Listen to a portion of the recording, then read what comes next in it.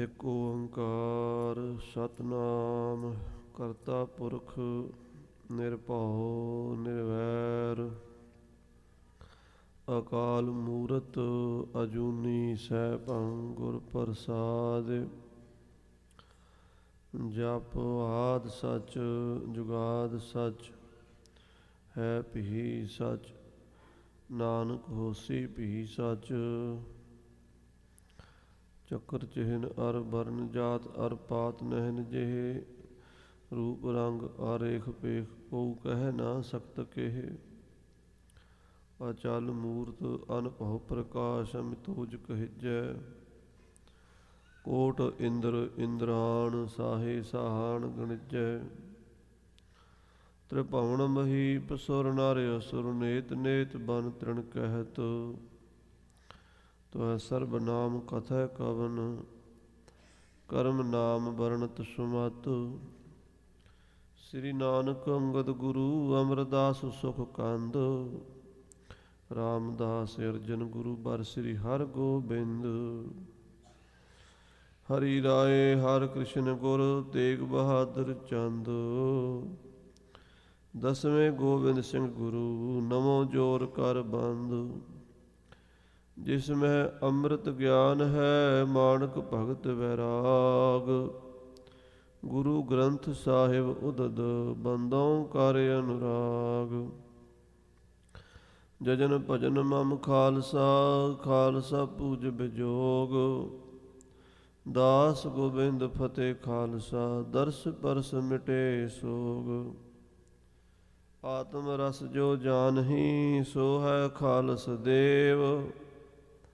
ਪ੍ਰਭ ਮਹਿ ਮੋਹ ਮਹਿ ਤਾਸ ਮਹਿ ਰੰਚਕ ਨਾਹਿਨ ਭੇਵ। ਮੂਕ ਉਚਰੈ ਸ਼ਾਸਤਰ ਘਟ ਪਿੰਗ ਗਿਰਨ ਚੜ ਜਾਏ। ਅੰਧ ਲਖੈ ਬਦਰੋ ਸੁਨੈ ਜੋ ਕਾਲ ਕਿਰਪਾ ਕਰਾਏ। ਕਹਾਂ ਬੁੱਧ ਪ੍ਰਭ ਤੁਛ ਹਮਾਰੀ ਬਰਨ ਸਕੈ ਮਹਿਮਾ ਜੋ ਤਿਹਾਰੀ। ਹਮ ਨਾ ਸਕਤ ਕਰ ਸਿਫਤ ਤੁਮਾਰੀ ਆਪ ਲਿਹੋ ਤੁਮ ਕਥਾ ਸੁਧਾਰੀ। ਹਮ ਨਾ ਸਕਤ ਕਰ ਸਿਫਤ ਤੁਮਾਰੀ ਆਪ ਲਿਹੋ ਤੁਮ ਕਥਾ ਸੁਧਾਰੀ। ਵਾਹਿਗੁਰੂ ਸਾਹਿਬ ਜੀ। ਜੋ ਕਰ ਸੇਵ ਮਸੰਦਨ ਕੀ ਕਹਿ ਆਨ ਪ੍ਰਸਾਦ ਸਬੈ ਮੋਹਿ ਦੀਜੈ। ਜੋ ਕਛ ਮਾਲਤ ਵਾਲੈ ਸੋ ਅਬ ਹੀ ਉਠ ਭੇਟ ਹਮਾਰੀ ਹੀ ਕੀਜੈ। ਮੇਰੋ ਈ ਧਿਆਨ ਧਰੋ ਨਿਸ ਬਾਸਰ ਭੂਲ ਕੇ ਔਰ ਕੋ ਨਾਮ ਨਾ ਲੀਜੈ।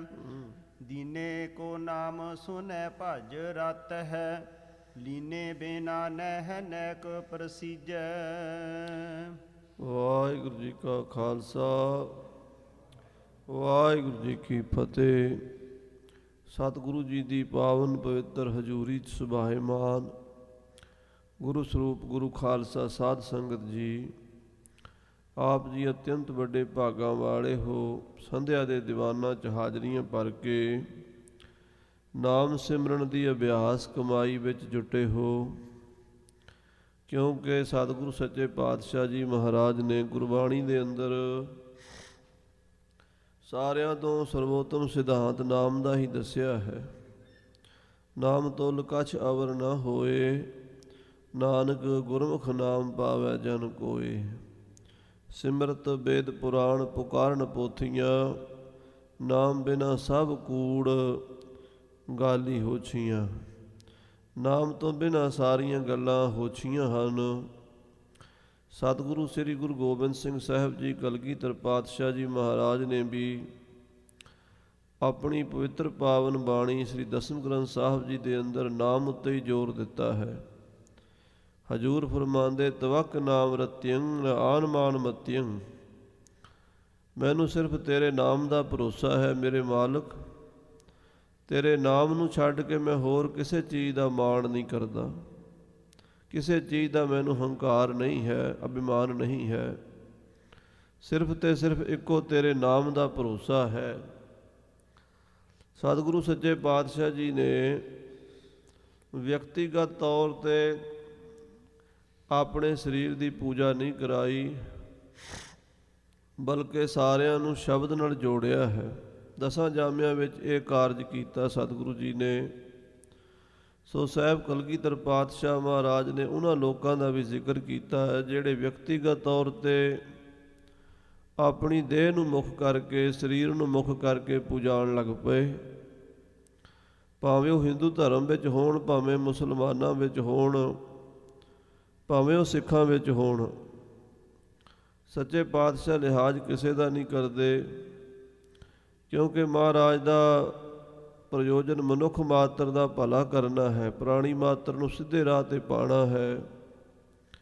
ਗੁਰੂ ਘਰ ਦੇ ਵਿੱਚ ਵੀ ਲੋਕ ਐਸੇ ਪੈਦਾ ਹੋ ਗਏ ਜਿਹੜੇ ਗੁਰੂ ਨਾਨਕ ਦਾ ਮਿਸ਼ਨ ਛੱਡ ਕੇ ਆਪਣੀ ਦੇਹ ਦੀ ਪੂਜਾ ਕਰਾਉਣ ਲੱਗ ਪਏ। ਉਹਨਾਂ ਨੂੰ ਮਹਾਰਾਜ ਨੇ ਮਸੰਦ ਕਿਹਾ ਹੈ। ਇੱਥੇ ਬਾਣੀ 'ਚ ਮਸੰਦਾਂ ਦਾ ਜ਼ਿਕਰ ਆ ਰਿਹਾ ਹੈ। ਜਦੋਂ ਸਤਿਗੁਰੂ ਖਾਲਸੇ ਨੂੰ ਅੰਮ੍ਰਿਤ ਛਕਾਉਂਦੇ ਹਨ 1699 ਦੀ ਵਿਸਾਖੀ ਨੂੰ, ਉਦੋਂ ਹੁਕਮਨਾਮੇ ਵੀ ਜਾਰੀ ਕਰਦੇ ਹਨ। ਅੱਜ ਵੀ ਸਤਿਗੁਰਾਂ ਦੇ 33 ਹੁਕਮਨਾਮੇ ਗੁਰੂ ਗੋਬਿੰਦ ਸਿੰਘ ਸਾਹਿਬ ਕਲਗੀਧਰ ਪਾਤਸ਼ਾਹ ਜੀ ਦੇ ਪ੍ਰਾਪਤ ਹੁੰਦੇ ਨੇ, ਜਿਨ੍ਹਾਂ ਹੁਕਮਨਾਮਿਆਂ ਦੇ ਵਿੱਚ ਬਾਰ-ਬਾਰ ਲਿਖਿਆ ਗਿਆ ਹੈ ਮਸੰਦ ਮਸੰਦੀਏ ਨੂੰ ਨਹੀਂ ਮੰਨਣਾ, ਮਸੰਦਾਂ ਦੇ ਮੂੰਹ ਨਹੀਂ ਲੱਗਣਾ। ਇਹ ਮਸੰਦ ਕੌਣ ਸਨ?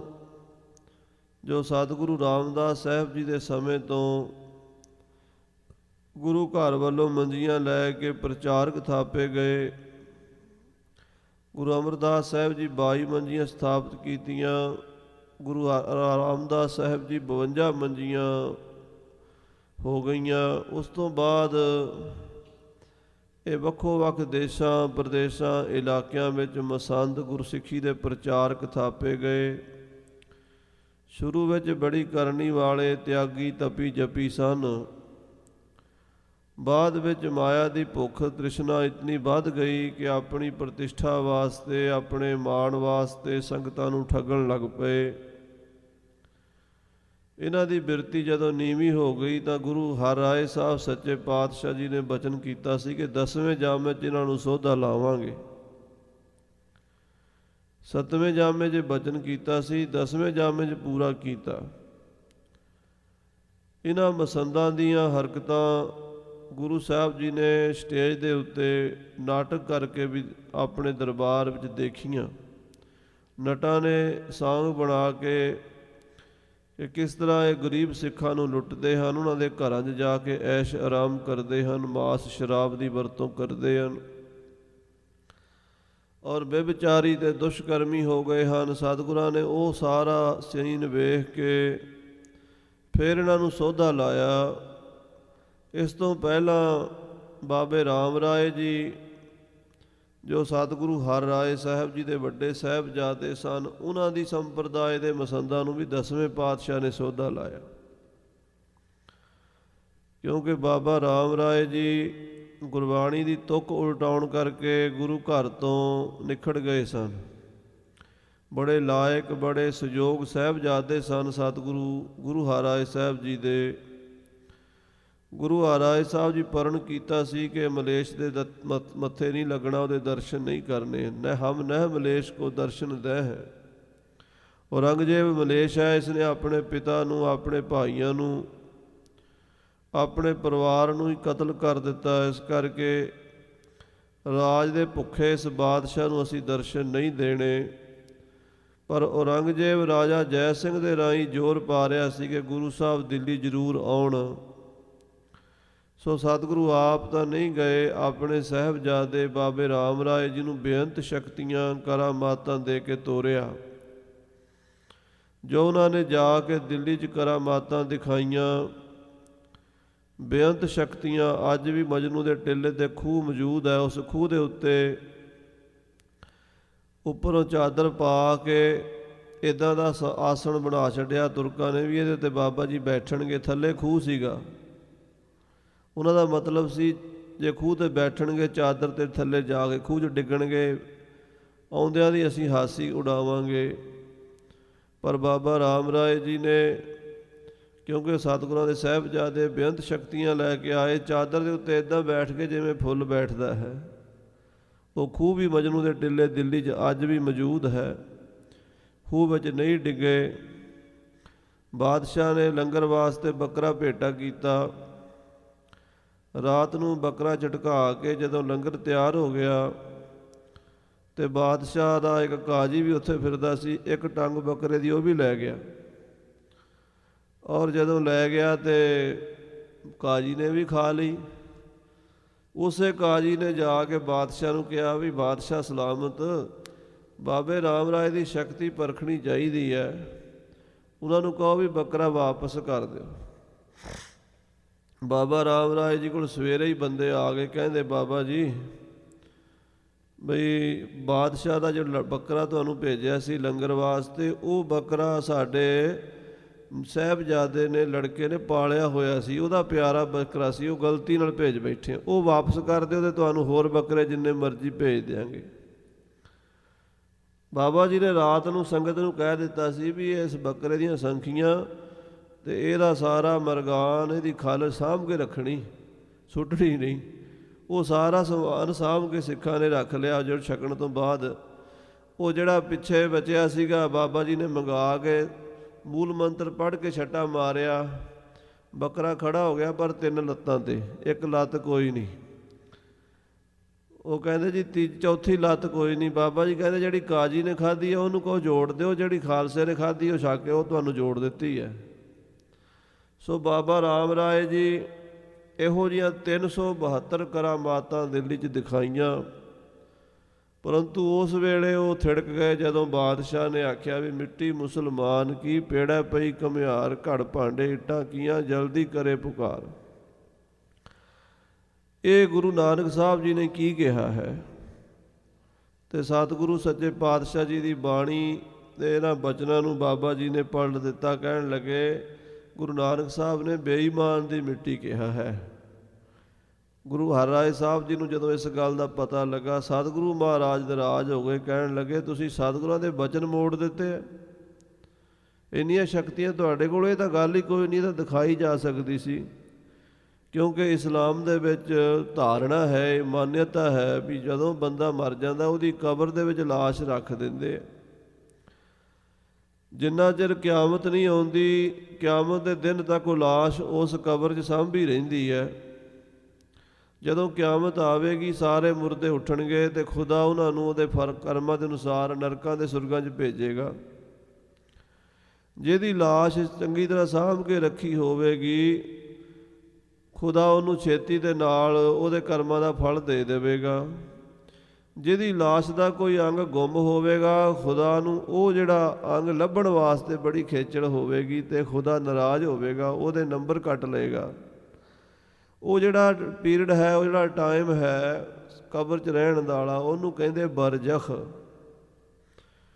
ਤੇ ਬਰਜ਼ਖ ਦੇ ਵਿੱਚ ਬੰਦੇ ਦੀ ਲਾਸ਼ ਸਾਂਭੀ ਰਹਿਣੀ ਚਾਹੀਦੀ ਹੈ ਓਨਾ ਚਿਰ ਜਿੰਨਾ ਚਿਰ ਕਿਆਮਤ ਨਹੀਂ ਆਉਂਦੀ। ਇਹ ਜਦੋਂ ਮਾਨਿਅਤਾ ਇਸਲਾਮ ਦੀ ਚਲੀ ਆ ਰਹੀ ਸੀ ਤੇ ਗੁਰੂ ਨਾਨਕ ਸਾਹਿਬ ਮਹਾਰਾਜ ਕਹਿਣ ਲੱਗੇ ਵੀ ਇਹ ਗੱਲ ਤੁਹਾਡੀ ਕਿਵੇਂ ਠੀਕ ਹੋ ਸਕਦੀ ਹੈ।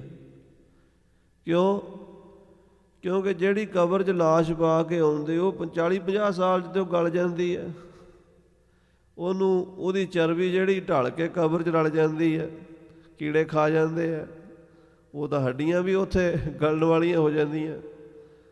ਤੇ 40-50 ਸਾਲ ਬਾਅਦ ਉਸ ਕਬਰਾਂ ਦੀ ਮਿੱਟੀ 'ਤੇ ਘੁਮਿਆਰ ਦੀ ਨਿਗਾਹ ਪੈ ਜਾਂਦੀ ਹੈ, ਕਿਉਂਕਿ ਉਹਦੇ 'ਚ ਮਿੱਟੀ ਚਰਬੀ ਰਲੀ ਹੋਣ ਕਰਕੇ ਉਹ ਮਿੱਟੀ ਜਰਾ ਵਧੀਆ ਹੁੰਦੀ ਹੈ। ਤੇ ਉਹਨੂੰ ਜਿਹੜੇ ਉਹ ਘੁਮਿਆਰ ਹਨ ਪੱਟ ਕੇ ਭਾਂਡੇ ਬਣਾਉਂਦੇ ਹਨ, ਇੱਟਾਂ ਬਣਾਉਂਦੇ ਹਨ। ਫਿਰ ਉਹ ਜਦੋਂ ਪੱਕ ਜਾਂਦੀ, ਪਕਾਉਣ ਵਾਸਤੇ ਉਹਨੂੰ ਚੁੱਲ੍ਹੇ 'ਚ ਧਰਦੇ, ਅੱਗ ਵਿੱਚ ਧਰਦੇ, ਆਵੇ 'ਚ, ਉੱਥੇ ਸੜਦੀ ਹੈ। ਤੁਸੀਂ ਕਹਿੰਦੇ ਹੋ ਵੀ ਅਸੀਂ ਮੁਸਲਮਾਨ ਦੀ ਮਿੱਟੀ ਸੜਨ ਨਹੀਂ ਦੇਣੀ, ਸੜ ਤਾਂ ਜਾਂਦੀ ਹੈ। ਮਿੱਟੀ ਮੁਸਲਮਾਨ ਕੀ, ਪੇੜਾ ਪਈ ਘੁਮਿਆਰ, ਘੜ ਭਾਂਡੇ ਇੱਟਾਂ ਕੀਆਂ, ਜਲਦੀ ਕਰੇ ਪੁਕਾਰ। ਜਲ ਜਲ ਰੋਵੇ ਬਪੜੀ, ਤੇ ਜਲਦੀ ਉੱਥੇ ਸੜਦੀ ਹੈ। ਝੜ ਝੜ ਪਵੇ ਅੰਗਿਆਰ। ਮਹਾਰਾਜ ਕਹਿੰਦੇ ਨਾਨਕ ਜਿਨ ਕਰਤਾ ਕਰਨਾ ਕੀ ਕਾਰਨ ਕੀਆ, ਸੋ ਜਾਣਾ ਕਰਤਾਰ। ਜਿਸ ਪਰਮੇਸ਼ਰ ਨੇ ਖੇਡ ਰਚਾਈ ਹੈ ਉਹਦੀ ਉਹੀ ਜਾਣਦਾ ਹੈ। ਐਵੇਂ ਭੁਲੇਖੇ ਨਾ ਪਾਓ ਵੀ ਅਰਬਾਂ ਸਾਲ ਖਰਬਾਂ ਸਾਲ ਕਬਰ 'ਚ ਹੀ ਸੁੱਤਾ ਰਹੇਗਾ। ਕਬਰ ਤਾਂ 40-50 ਸਾਲ ਬਾਅਦ ਹੀ ਫਤਿਹ ਹੋ ਜਾਂਦੀ ਹੈ।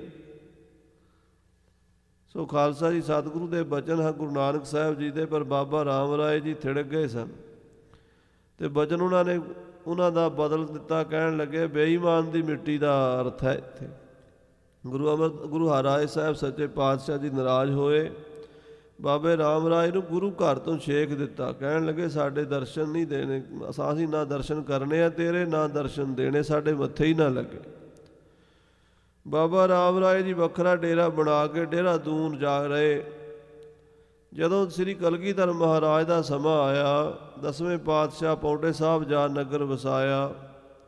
ਉੱਥੇ ਦੋ ਰਾਜਿਆਂ ਦੀ ਆਪਸ 'ਚ ਟੱਕਰ ਸੀ, ਰਾਜਾ ਫਤਿਹ ਸ਼ਾਹ ਅਤੇ ਰਾਜਾ ਮੇਦਨੀ ਪ੍ਰਕਾਸ਼। ਫਤਿਹ ਸ਼ਾਹ ਰਾਜੇ ਬਾਬਾ ਰਾਮ ਰਾਏ ਜੀ ਦਾ ਸੇਵਕ ਸੀ। ਉਹਨੂੰ ਭਰੋਸਾ ਸੀ ਬਾਬੇ ਰਾਮ ਰਾਏ ਦੀਆਂ ਕਰਾਮਾਤਾਂ ਸ਼ਕਤੀਆਂ 'ਤੇ। ਅਤੇ ਮੇਦਨੀ ਪ੍ਰਕਾਸ਼ ਨੇ ਸੋਚਿਆ ਵੀ ਮੈਂ ਹੁਣ ਬਰਾਬਰ ਦੀ ਕੋਈ ਤਾਕਤ ਲੈ ਕੇ ਆਵਾਂ ਜਿਹੜੀ ਰਾਮ ਰਾਏ ਦੇ ਬਰਾਬਰ ਹੋਵੇ। ਹੋਰ ਤਾਂ ਕੋਈ ਹੋ ਨਹੀਂ ਸਕਦੇ, ਸਤਿਗੁਰੂ ਮਹਾਰਾਜ ਗੁਰੂ ਕਲਗੀਧਰ ਪਾਤਸ਼ਾਹੀ ਹਨ। ਸੋ ਰਾਜਾ ਮੇਦਨੀ ਪ੍ਰਕਾਸ਼ ਸਤਿਗੁਰਾਂ ਨੂੰ ਬੇਨਤੀ ਕਰਕੇ ਆਪਣੇ ਰਾਜ ਨਾਹਣ ਵਿੱਚ ਲੈ ਕੇ ਆਇਆ ਅਤੇ ਮਹਾਰਾਜ ਨੇ ਪੌਂਟਾ ਸਾਹਿਬ ਵਸਾਇਆ। ਹਜ਼ੂਰ ਲਿਖਦੇ ਦੇਸ਼ ਚਾਲ ਹਮ ਤੇ ਪੁਨ ਭਈ, ਸ਼ਹਿਰ ਪਾਵਟਾ ਕੀ ਸੁਧ ਲਈ। ਕਾਲਿੰਦਰੀ ਤਟ ਕਰੇ ਬਿਲਾਸਾ, ਭਾਂਤ ਭਾਂਤ ਕੇ ਪੇਖ ਤਮਾਸ਼ਾ। ਤੈਂ ਕੇ ਸਿੰਘ ਘਨੇ ਚੁਨ ਮਾਰੇ, ਰੋਜ਼ ਰੀਛ ਬਹੁ ਭਾਂਤ ਬਿਤਾਰੇ। ਉੱਥੇ ਸਤਿਗੁਰਾਂ ਨੇ ਬੜੀ ਲੀਲਾ ਕੀਤੀ। ਪੌਂਟਾ ਸਾਹਿਬ ਜਦੋਂ ਵਸਾਇਆ ਅਤੇ ਬਾਬੇ ਰਾਮ ਰਾਏ ਦੀ ਨੇੜੇ ਹੀ ਰਾਜਧਾਨੀ ਸੀ ਦੇਹਰਾਦੂਨ, ਬਹੁਤ ਵੱਡਾ ਉੱਥੇ ਉਹਨਾਂ ਦਾ ਸਥਾਨ ਸੀ। 50 ਕਿਲੋਮੀਟਰ ਦਾ ਫਰਕ ਹੈ ਪੌਂਟੇ ਸਾਹਿਬ ਦਾ ਅਤੇ ਦੇਹਰਾਦੂਨ ਦਾ। ਬਾਬਾ ਰਾਮ ਰਾਏ ਜੀ ਸਤਿਗੁਰਾਂ ਨੂੰ ਮਿਲਣਾ ਚਾਹੁੰਦੇ ਸੀ। ਉਹਨਾਂ ਨੇ ਸੁਨੇਹਾ ਭੇਜਿਆ ਕਿ ਮਹਾਰਾਜ ਮੈਂ ਆਪ ਜੀ ਦੇ ਦਰਸ਼ਨ ਕਰਨੇ ਚਾਹੁੰਦਾ ਹਾਂ, ਪਰ ਮੈਂ ਪੌਂਟੇ ਸਾਹਿਬ ਨਹੀਂ ਆ ਸਕਦਾ ਅਤੇ ਤੁਸੀਂ ਮੇਰੇ ਕੋਲ ਦੇਹਰਾਦੂਨ ਨਹੀਂ ਆ ਸਕਦੇ। ਆਪਾਂ ਕਿਸੇ ਤੀਸਰੀ ਥਾਂ 'ਤੇ ਇਕੱਠੇ ਹੋਈਏ। ਸਤਿਗੁਰਾਂ ਨੇ ਆਖਿਆ ਤੁਸੀਂ ਜਮਨਾ 'ਚ ਆ ਜਾਓ, ਅਸੀਂ ਜਮਨਾ 'ਚ ਬੇੜੀ ਦੇ ਵਿੱਚ ਸੈਰ ਕਰਦੇ ਤੁਹਾਨੂੰ ਮਿਲਾਂਗੇ। ਇੱਕ ਪਾਸਿਓਂ ਕਲਗੀਧਰ ਪਾਤਸ਼ਾਹ ਜੀ ਆਪ ਬੇੜੀ ਚਲਾ ਕੇ ਨਾਲ ਦੇ ਸਿੱਖਾਂ ਨੂੰ ਕੰਢੇ 'ਤੇ ਕਿਨਾਰੇ 'ਤੇ ਖੜ੍ਹੇ ਕਰ ਗਏ ਅਤੇ ਉੱਧਰੋਂ ਬਾਬਾ ਰਾਮ ਰਾਏ ਜੀ ਆਏ, ਸਤਿਗੁਰਾਂ ਦੀ ਬੇੜੀ 'ਚ ਬੈਠ ਗਏ। ਦੋਵੇਂ ਹੀ ਬੜੇ ਪ੍ਰੇਮ ਨਾਲ ਪਰਸਪਰ ਇੱਕ ਦੂਜੇ ਨੂੰ ਨਮਸਕਾਰ ਕੀਤੀ, ਪਿਆਰ ਕੀਤਾ, ਮਿਲੇ। ਬਾਬਾ ਰਾਮ ਰਾਏ ਜੀ ਨੇ ਚਰਨਾਂ 'ਤੇ ਸੀਸ ਧਰ ਕੇ ਆਖਿਆ ਮਹਾਰਾਜ ਮੇਰੀ ਭੁੱਲ ਬਖਸ਼ੋ। ਮੈਨੂੰ ਸਤਿਗੁਰੂ ਪਿਤਾ ਜੀ ਨੇ ਗੁਰੂ ਘਰ ਤੋਂ ਛੇਕ ਦਿੱਤਾ ਸੀ। ਉਸ ਵੇਲੇ ਮੇਰੇ ਤੋਂ ਗਲਤੀ ਹੋਈ ਸੀ, ਮਜਬੂਰੀ ਸੀ ਜਾਂ ਹਾਲਾਤ ਇੱਦਾਂ ਦੇ ਸੀ। ਹੁਣ ਮੈਂ ਉਹਦੀ ਮਾਫੀ ਚਾਹੁੰਦਾ। ਸਤਿਗੁਰਾਂ ਨੇ ਬਚਨ ਕੀਤਾ ਰਾਮ ਰਾਏ ਤੁਸੀਂ ਤਾਂ ਬਖਸ਼ੇ ਗਏ, ਪਰ ਤੁਹਾਡੀ ਸੰਗਤ ਨਹੀਂ ਬਖਸ਼ੀ ਜਾਏਗੀ। ਕਿਉਂਕਿ ਰਾਮ ਰਾਈਏ ਕਿਨਾਰੇ 'ਤੇ ਖੜ੍ਹੇ ਗੁਰੂ ਸਾਹਿਬ ਜੀ ਬਾਰੇ ਘੁਸਰ ਮੁਸਰ ਕਰ ਰਹੇ ਸੀ। ਕਹਿਣ ਲੱਗੇ ਨਿੱਕੀ ਜੀ ਉਮਰ ਦਾ ਗੁਰੂ ਬਣਿਆ ਫਿਰਦਾ। ਗੱਲਾਂ ਕਰਦੇ, ਕੋਈ ਕਹਿੰਦਾ ਬੜਾ ਤੀਰ ਚਲਾਉਂਦਾ ਗੁਰੂ 10ਵੇਂ ਪਾਤਸ਼ਾਹ। ਉਹ ਕਹਿੰਦੇ ਅਸੀਂ ਕਿਹੜੇ ਘੱਟ ਹਾਂ, ਅਸੀਂ ਵੀ ਚਲਾ ਲੈਂਦੇ, ਸਾਡੇ ਕੋਲ ਤਾਰਾ ਚੰਦ ਬੜਾ ਚੰਗਾ ਤੀਰ ਅੰਦਾਜ਼ ਹੈ। ਉਹ ਗੱਲਾਂ ਅੰਤਰਜਾਮੀ ਸਤਿਗੁਰੂ ਬੇੜੀ 'ਚ ਸੁਣ ਰਹੇ ਸਨ ਆਪਣੀ ਆਤਮਿਕ ਸ਼ਕਤੀ ਨਾਲ। ਕਹਿੰਦੇ ਰਾਮ ਰਾਏ ਤੁਸੀਂ ਤਾਂ ਬਖਸ਼ੇ ਗਏ, ਪਰ ਰਾਮ ਰਾਏ ਤੇਰੀ ਸੰਗਤ ਖੋਟੀ ਰਹੇਗੀ। ਇਹ ਬਚਨ ਹਜ਼ੂਰ 10ਵੇਂ ਪਾਤਸ਼ਾਹ ਜੀ ਦਾ ਹੋਇਆ। ਬਾਬਾ ਰਾਮ ਰਾਏ ਜੀ ਸਤਿਗੁਰਾਂ ਕੋਲੋਂ ਆਪਣੀ ਭੁੱਲ ਬਖਸ਼ਾ ਕੇ ਚਲੇ ਗਏ। ਔਰ ਜਦੋਂ ਦੇਹਰਾਦੂਨ ਗਏ ਉੱਥੇ ਜਾ ਕੇ ਕੁਝ ਸਮਾਂ ਗੁਜ਼ਾਰਿਆ। ਇੱਕ ਦਿਨ ਕਿਸੇ ਆਪਣੇ ਸੇਵਕ ਦੀ ਸਹਾਇਤਾ ਕਰਨ ਲਈ ਬਹੁਤ ਦੂਰ ਕਿਸੇ ਮੁਲਕ ਵਿੱਚ ਜਾਣਾ ਪਿਆ। ਸਰੀਰ ਆਪਣਾ ਕਮਰੇ 'ਚ ਛੱਡ ਕੇ, ਘਰ ਵਾਲੀ ਪੰਜਾਬ ਕੌਰ ਸੀ ਵੱਡੀ, 4 ਪਤਨੀਆਂ ਸਨ ਬਾਬੇ ਰਾਮ ਰਾਏ ਜੀ ਦੀਆਂ। ਪੰਜਾਬ ਕੌਰ, ਰਾਜ ਕੌਰ ਅਤੇ ਮਲੂਕੀ ਬਾਈ, ਇਸ ਤਰ੍ਹਾਂ ਹੀ 4 ਪਤਨੀਆਂ ਸਨ। ਜਿਹੜੀ ਵੱਡੀ ਸੀ ਪੰਜਾਬ ਕੌਰ ਸੀ। ਉਹਨੂੰ ਕਹਿ ਗਏ ਵੀ ਪੰਜਾਬ ਕੌਰ ਤੂੰ ਖਿਆਲ ਰੱਖੀ ਸਾਡੇ ਸਰੀਰ ਨੂੰ ਕੋਈ ਹੱਥ ਨਾ ਲਾਵੇ। ਅਸੀਂ ਆਪਣੇ ਕਿਸੇ ਸੇਵਕ ਦੀ ਸਹਾਇਤਾ ਕਰਕੇ 2-3 ਦਿਨਾਂ 'ਚ ਵਾਪਸ ਆ ਜਾਵਾਂਗੇ। ਉਹ ਕਮਰਾ ਹੁਣ ਵੀ ਮੌਜੂਦ ਆ ਜਿਹਦੇ 'ਚ ਬਾਬਾ ਜੀ ਸਰੀਰ ਛੱਡ ਕੇ ਗਏ ਦੇਹਰਾਦੂਨ ਵਿਖੇ। ਜਦੋਂ ਬਾਬਾ ਜੀ ਦਾ ਸਰੀਰ ਪਿਆਂ ਨੂੰ ਰਾਤ ਲੰਘ ਗਈ ਅਤੇ ਸਵੇਰੇ ਬਾਬਾ ਜੀ ਬਾਹਰ ਨਹੀਂ ਨਿਕਲੇ, ਅਤੇ ਉਹ ਜਿਹੜੇ ਮਸੰਦ ਸੀ ਨਾ ਰਾਮ ਰਾਈਏ, ਉਹਨਾਂ ਨੇ ਰੌਲਾ ਪਾ ਲਿਆ ਕਿ ਬਾਬਾ ਜੀ ਤਾਂ ਚੜ੍ਹਾਈ ਕਰ ਗਏ, ਮਾਈ ਸੰਸਕਾਰ ਕਰਨ ਦੇ। ਮਾਈ ਕਹਿੰਦੀ ਤੁਹਾਨੂੰ ਮੈਂ ਕਹਿੰਦੀ ਹਾਂ ਵੀ ਬਾਬਾ ਜੀ ਨੂੰ ਹੱਥ ਨਾ ਲਾਇਆ ਜੇ, ਉਹ ਵਾਪਸ ਆਉਣਗੇ। ਇਹ ਦਿਨ ਵੀ ਮਾਈ ਨੇ ਰੋਕੀ ਰੱਖਿਆ। ਅਗਲੀ ਰਾਤ ਵੀ ਲੰਘ ਗਈ, ਪਰ ਮਸੰਦਾਂ ਨੇ ਇਕੱਠੇ ਹੋ ਗਏ, ਸਾਰਾ ਸ਼ਹਿਰ ਇਕੱਠਾ ਕਰ ਲਿਆ, ਰੌਲਾ ਪਾ ਲਿਆ। ਜ਼ਬਰਦਸਤੀ ਅਗਲੇ ਦਿਨ ਕੱਢ ਕੇ ਬਾਬਾ ਜੀ ਦਾ ਸਰੀਰ ਚੰਡੇ 'ਤੇ ਧਰ ਦਿੱਤਾ। ਤੇ ਬਾਬਾ ਰਾਮ ਰਾਏ ਜੀ ਨੂੰ ਸਤਿਗੁਰੂ ਹਰਿਕ੍ਰਿਸ਼ਨ ਸਾਹਿਬ ਜੀ 8ਵੇਂ ਪਾਤਸ਼ਾਹ ਦਾ ਬਚਨ ਹੋਇਆ ਸੀ। ਕਹਿੰਦੇ ਜਦੋਂ ਬਾਬੇ ਰਾਮ ਰਾਏ ਨੇ ਈਰਖਾ ਨਾਲ ਆਖਿਆ ਸੀ ਨਾ ਵੀ ਗੁਰੂ ਹਰਿਕ੍ਰਿਸ਼ਨ ਸਾਹਿਬ ਜੀ ਸੀਤਲਾ ਦੇ ਖਾਜੇ ਬਣਨਗੇ, ਤੇ ਸੰਗਤ ਨੇ ਆਖਿਆ ਸੀ ਮਹਾਰਾਜ ਉਹਨਾਂ ਨੇ ਤੁਹਾਨੂੰ ਸ਼ਰਾਪ ਦੇ ਦਿੱਤਾ ਹੈ, ਤੁਸੀਂ ਉਹਨਾਂ ਦਾ ਸ਼ਰਾਪ ਟਾਲ ਦਿਓ। ਗੁਰੂ ਹਰਿਕ੍ਰਿਸ਼ਨ ਸਾਹਿਬ ਮਹਾਰਾਜ ਕਹਿਣ ਲੱਗੇ ਸਾਡੇ ਵੱਡੇ ਭਾਈ ਹਨ ਔਰ ਉਹਨਾਂ ਨੂੰ ਸਾਡੇ ਪਿਤਾ ਸਤਿਗੁਰੂ ਹਰਿ ਰਾਏ ਸਾਹਿਬ ਦੀ ਬਖਸ਼ਿਸ਼ ਹੈ। ਜੇ ਅਸੀਂ ਆਪਣੇ ਭਾਈ ਦਾ ਬਚਨ ਟਾਲਾਂਗੇ, ਉਹ ਸਾਡੇ ਭਾਈ ਦਾ ਨਹੀਂ ਸਤਿਗੁਰੂ ਜੀ ਦਾ ਬਚਨ ਟਲੇਗਾ। ਯਾਨੀ ਉਹਨਾਂ ਨੂੰ ਬਚਨ ਇਹ ਹੈ ਗੁਰੂ ਹਰਿ ਰਾਏ ਸਾਹਿਬ ਜੀ ਨੂੰ ਦਾ ਕਿ ਬੇਟਾ ਰਾਮ ਰਾਏ ਜੋ ਤੂੰ ਕਹੇਗਾ ਹੋ ਜਾਏਗਾ। ਤੇ ਜੇ ਅਸੀਂ ਉਹ ਨਾ ਹੋਣ ਦਿਆਂਗੇ, ਰੋਕ ਦਿਆਂਗੇ, ਤੇ ਸਾਡੇ ਸਤਿਗੁਰੂ ਪਿਤਾ ਜੀ ਮਹਾਰਾਜ ਸਾਹਿਬ ਸ੍ਰੀ ਗੁਰੂ ਹਰਿ ਰਾਏ ਸਾਹਿਬ ਦੇ ਬਚਨ ਦੀ ਅਵੱਗਿਆ ਹੋਣੀ ਹੈ।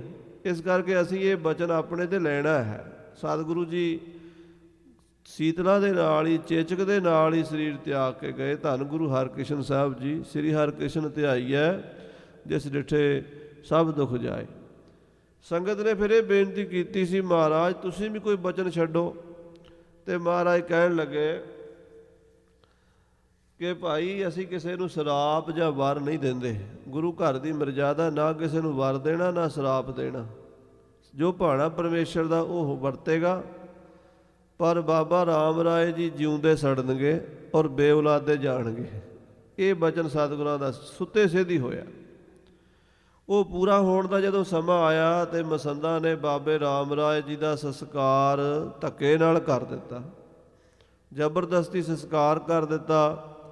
ਜਦੋਂ ਸੰਸਕਾਰ ਹੋ ਰਿਹਾ ਸੀ, ਅੱਧਾ ਸਰੀਰ ਸੜ ਗਿਆ ਸੀ। ਬਾਬਾ ਰਾਮ ਰਾਏ ਜੀ ਦੀ ਰੂਹ ਆਈ, ਆਤਮਾ ਆਈ, ਤੇ ਬਾਬਾ ਜੀ ਦੀ ਘਰਵਾਲੀ ਪੰਜਾਬ ਕੌਰ ਨੂੰ ਦਰਸ਼ਨ ਦੇ ਕੇ ਕਹਿਣ ਲੱਗੇ ਪੰਜਾਬ ਕੌਰ ਜੋ ਭਾਣਾ ਵਰਤਣਾ ਸੀ ਵਰਤ ਗਿਆ, ਹੁਣ ਇਹ ਸਰੀਰ ਤਾਂ ਸੜਨਾ ਸੀ ਸੜ ਗਿਆ। ਅਸੀਂ ਸੱਚਖੰਡ ਜਾ ਰਹੇ ਹਾਂ, ਪਰ ਸਾਡੀ ਮੌਤ ਦਾ ਬਦਲਾ ਜ਼ਰੂਰ ਲਵੀਂ। ਸਾਡੇ ਚਾਚਾ ਜੀ ਹਨ ਗੁਰੂ ਗੋਬਿੰਦ ਸਿੰਘ ਸਾਹਿਬ 10ਵੇਂ ਪਾਤਸ਼ਾਹ। ਰਿਸ਼ਤੇ 'ਚ ਬਾਬਾ ਰਾਮ ਰਾਏ ਜੀ ਭਤੀਜੇ ਲੱਗਦੇ ਸਨ, ਗੁਰੂ ਗੋਬਿੰਦ ਸਿੰਘ ਸਾਹਿਬ ਜੀ ਚਾਚੇ ਲੱਗਦੇ ਸਨ। ਉਮਰ 'ਚ ਬਾਬਾ ਰਾਮ ਰਾਏ ਜੀ ਵੱਡੇ ਸਨ ਪਰ ਰਿਸ਼ਤੇ 'ਚ ਛੋਟੇ ਸਨ। ਕਹਿਣ ਲੱਗੇ ਸਾਡੇ ਚਾਚਾ ਜੀ ਨੂੰ ਬੇਨਤੀ ਕरें ਕਿ ਉਹ ਆ ਕੇ ਨਾ ਮਸੰਦਾਂ ਨੂੰ ਨੱਥ ਪਾਉਣ।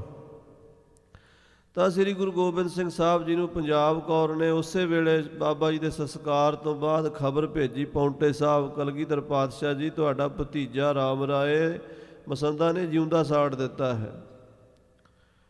ਸਤਿਗੁਰਾਂ ਨੇ ਉਸ ਸੇਵਾਦਾਰ ਨੂੰ ਕਿਹਾ ਵੀ ਤੁਸੀਂ ਪੰਜਾਬ ਕੌਰ ਨੂੰ ਕਹਿ ਦਿਓ ਕਿ ਉਹ ਕਹੇ ਵੀ ਜਿਸ ਦਿਨ ਬਾਬਾ ਰਾਮ ਰਾਏ ਦਾ ਭੋਗ ਪੈਣਾ ਸਾਰੇ ਮਸੰਦ ਇਕੱਠੇ ਹੋਣ, ਸਾਰੇ ਮਸੰਦ ਆਉਣ, ਅਸੀਂ ਸਰੋਪੇ ਦੇਣੇ ਆ। ਸਾਰਿਆਂ ਨੂੰ ਕੰਠੇ ਪਾਵਾਂਗੇ, ਸੋਨੇ ਦੇ ਕੜੇ ਪਾਵਾਂਗੇ, ਸਾਰੇ ਮਸੰਦਾਂ ਦਾ ਸਤਿਕਾਰ ਕੀਤਾ ਜਾਏਗਾ। ਮਸੰਦ ਸਾਰੇ ਆ ਜਾਣਗੇ, ਫਿਰ ਅਸੀਂ ਵੀ ਪਹੁੰਚ ਜਾਵਾਂਗੇ। 10ਵੇਂ ਪਾਤਸ਼ਾਹ ਮਹਾਰਾਜ ਕਲਗੀਧਰ ਜੀ ਦਾ ਸੰਦੇਸ਼ਾ ਪਹੁੰਚਿਆ। ਮਸੰਦਾਂ ਨੇ ਖਾਲਸਾ ਜੀ ਬੜੇ ਚਾਹ ਦੇ ਨਾਲ ਵੀ ਚਲੋ ਐਤਕੀ ਕੈਂਠੇ ਪੈਣੇ, ਸੋਨੇ ਦੇ ਕੜੇ ਪੈਣੇ ਆ, ਬੜਾ ਮਾਣ ਸਤਿਕਾਰ, ਸਰੋਪੇ ਮਿਲਣੇ ਆ। ਬੜੇ ਮੁੱਛਾਂ ਨੂੰ ਤੇਲ ਲਾ ਕੇ ਆਏ ਕਿ ਵੀ ਐਤਕੀ ਸਰੋਪੇ ਮਿਲਣੇ। ਜਦੋਂ ਆ ਗਏ ਡੇਰਾ ਦੂਨ, ਇੱਧਰੋਂ 10ਵੇਂ ਪਾਤਸ਼ਾਹ ਇੱਕ ਦਿਨ ਪਹਿਲਾਂ ਹੀ ਭੋਗ ਤੋਂ ਰਾਤ ਨੂੰ ਪਹੁੰਚ ਗਏ। ਉੱਥੇ ਅੱਜ ਵੀ ਉਹ ਚਾਰ ਦੀਵਾਰੀ ਮੌਜੂਦ ਹੈ। ਉਹਦੇ ਅੰਦਰ ਸਤਿਗੁਰਾਂ ਨੇ ਬੜਾ ਵੱਡਾ ਕੁੰਡ ਤਿਆਰ ਕਰਕੇ ਅਗਨੀ ਦਾ ਬੰਦੋਬਸਤ ਵੀ ਕਰ ਲਿਆ ਤੇ ਕੜਾਹੇ ਵੀ ਤੇਲ ਦੇ ਵੱਡੇ ਵੱਡੇ ਬਣਾ ਲਏ। ਤੇ ਭਾਈ ਮਨੀ ਸਿੰਘ ਜੀ ਨਾਲ ਸਨ ਉਸ ਵੇਲੇ। ਬਾਹਰ ਖੜੇ ਕਰਤਾ ਭਾਈ ਮਨੀ ਸਿੰਘਾਂ ਨੂੰ ਵੀ 2 ਬੰਦਿਆਂ ਨੂੰ ਅੰਦਰ ਭੇਜੀ ਜਾਓ, ਸਰੋਪਾ ਲੈ ਕੇ ਦੂਜੇ ਪਾਸਿਓਂ ਕੱਢੀ ਜਾਵਾਂਗੇ। ਉਹ ਬਾਹਰ ਬੈਠੇ ਸਾਰੇ ਸਰੋਪਾ ਲੈਣ। ਤੇ ਮਹਾਰਾਜ ਨੇ ਕਿਹਾ ਵੀ 2-2 ਕਰਕੇ ਆਈ ਜਾਓ ਭਾਈ। 2-2 ਕਰਕੇ ਆਉਂਦੇ ਰਹੇ। ਫਲਾਣਾ ਫਲਾਣਾ ਆ ਜਾਵੇ, 2 ਆ ਜਾਂਦੇ ਸੀ। ਚੁੱਕ ਕੇ ਤੇਲ ਦੇ ਕੜਾਹੇ 'ਚ ਮਹਾਰਾਜ ਅੰਦਰ ਤਲ ਦਿੰਦੇ ਸੀਗੇ, ਚੁੱਕ ਕੇ ਪਰੇ ਸੁੱਟ ਦੇਣਾ, ਫਿਰ 2 ਹੋਰ ਆ ਜਾਣੇ। ਉਹ ਮਸੰਦਾਂ ਨੇ ਦੇਖਿਆ ਵੀ ਜਿਹੜਾ ਅੰਦਰ ਜਾਂਦਾ ਸਰੋਪਾ ਲੈਣ ਅੰਦਰ ਹੀ ਰਹਿ ਜਾਂਦਾ, ਬਾਹਰ ਨਹੀਂ ਆਉਂਦਾ।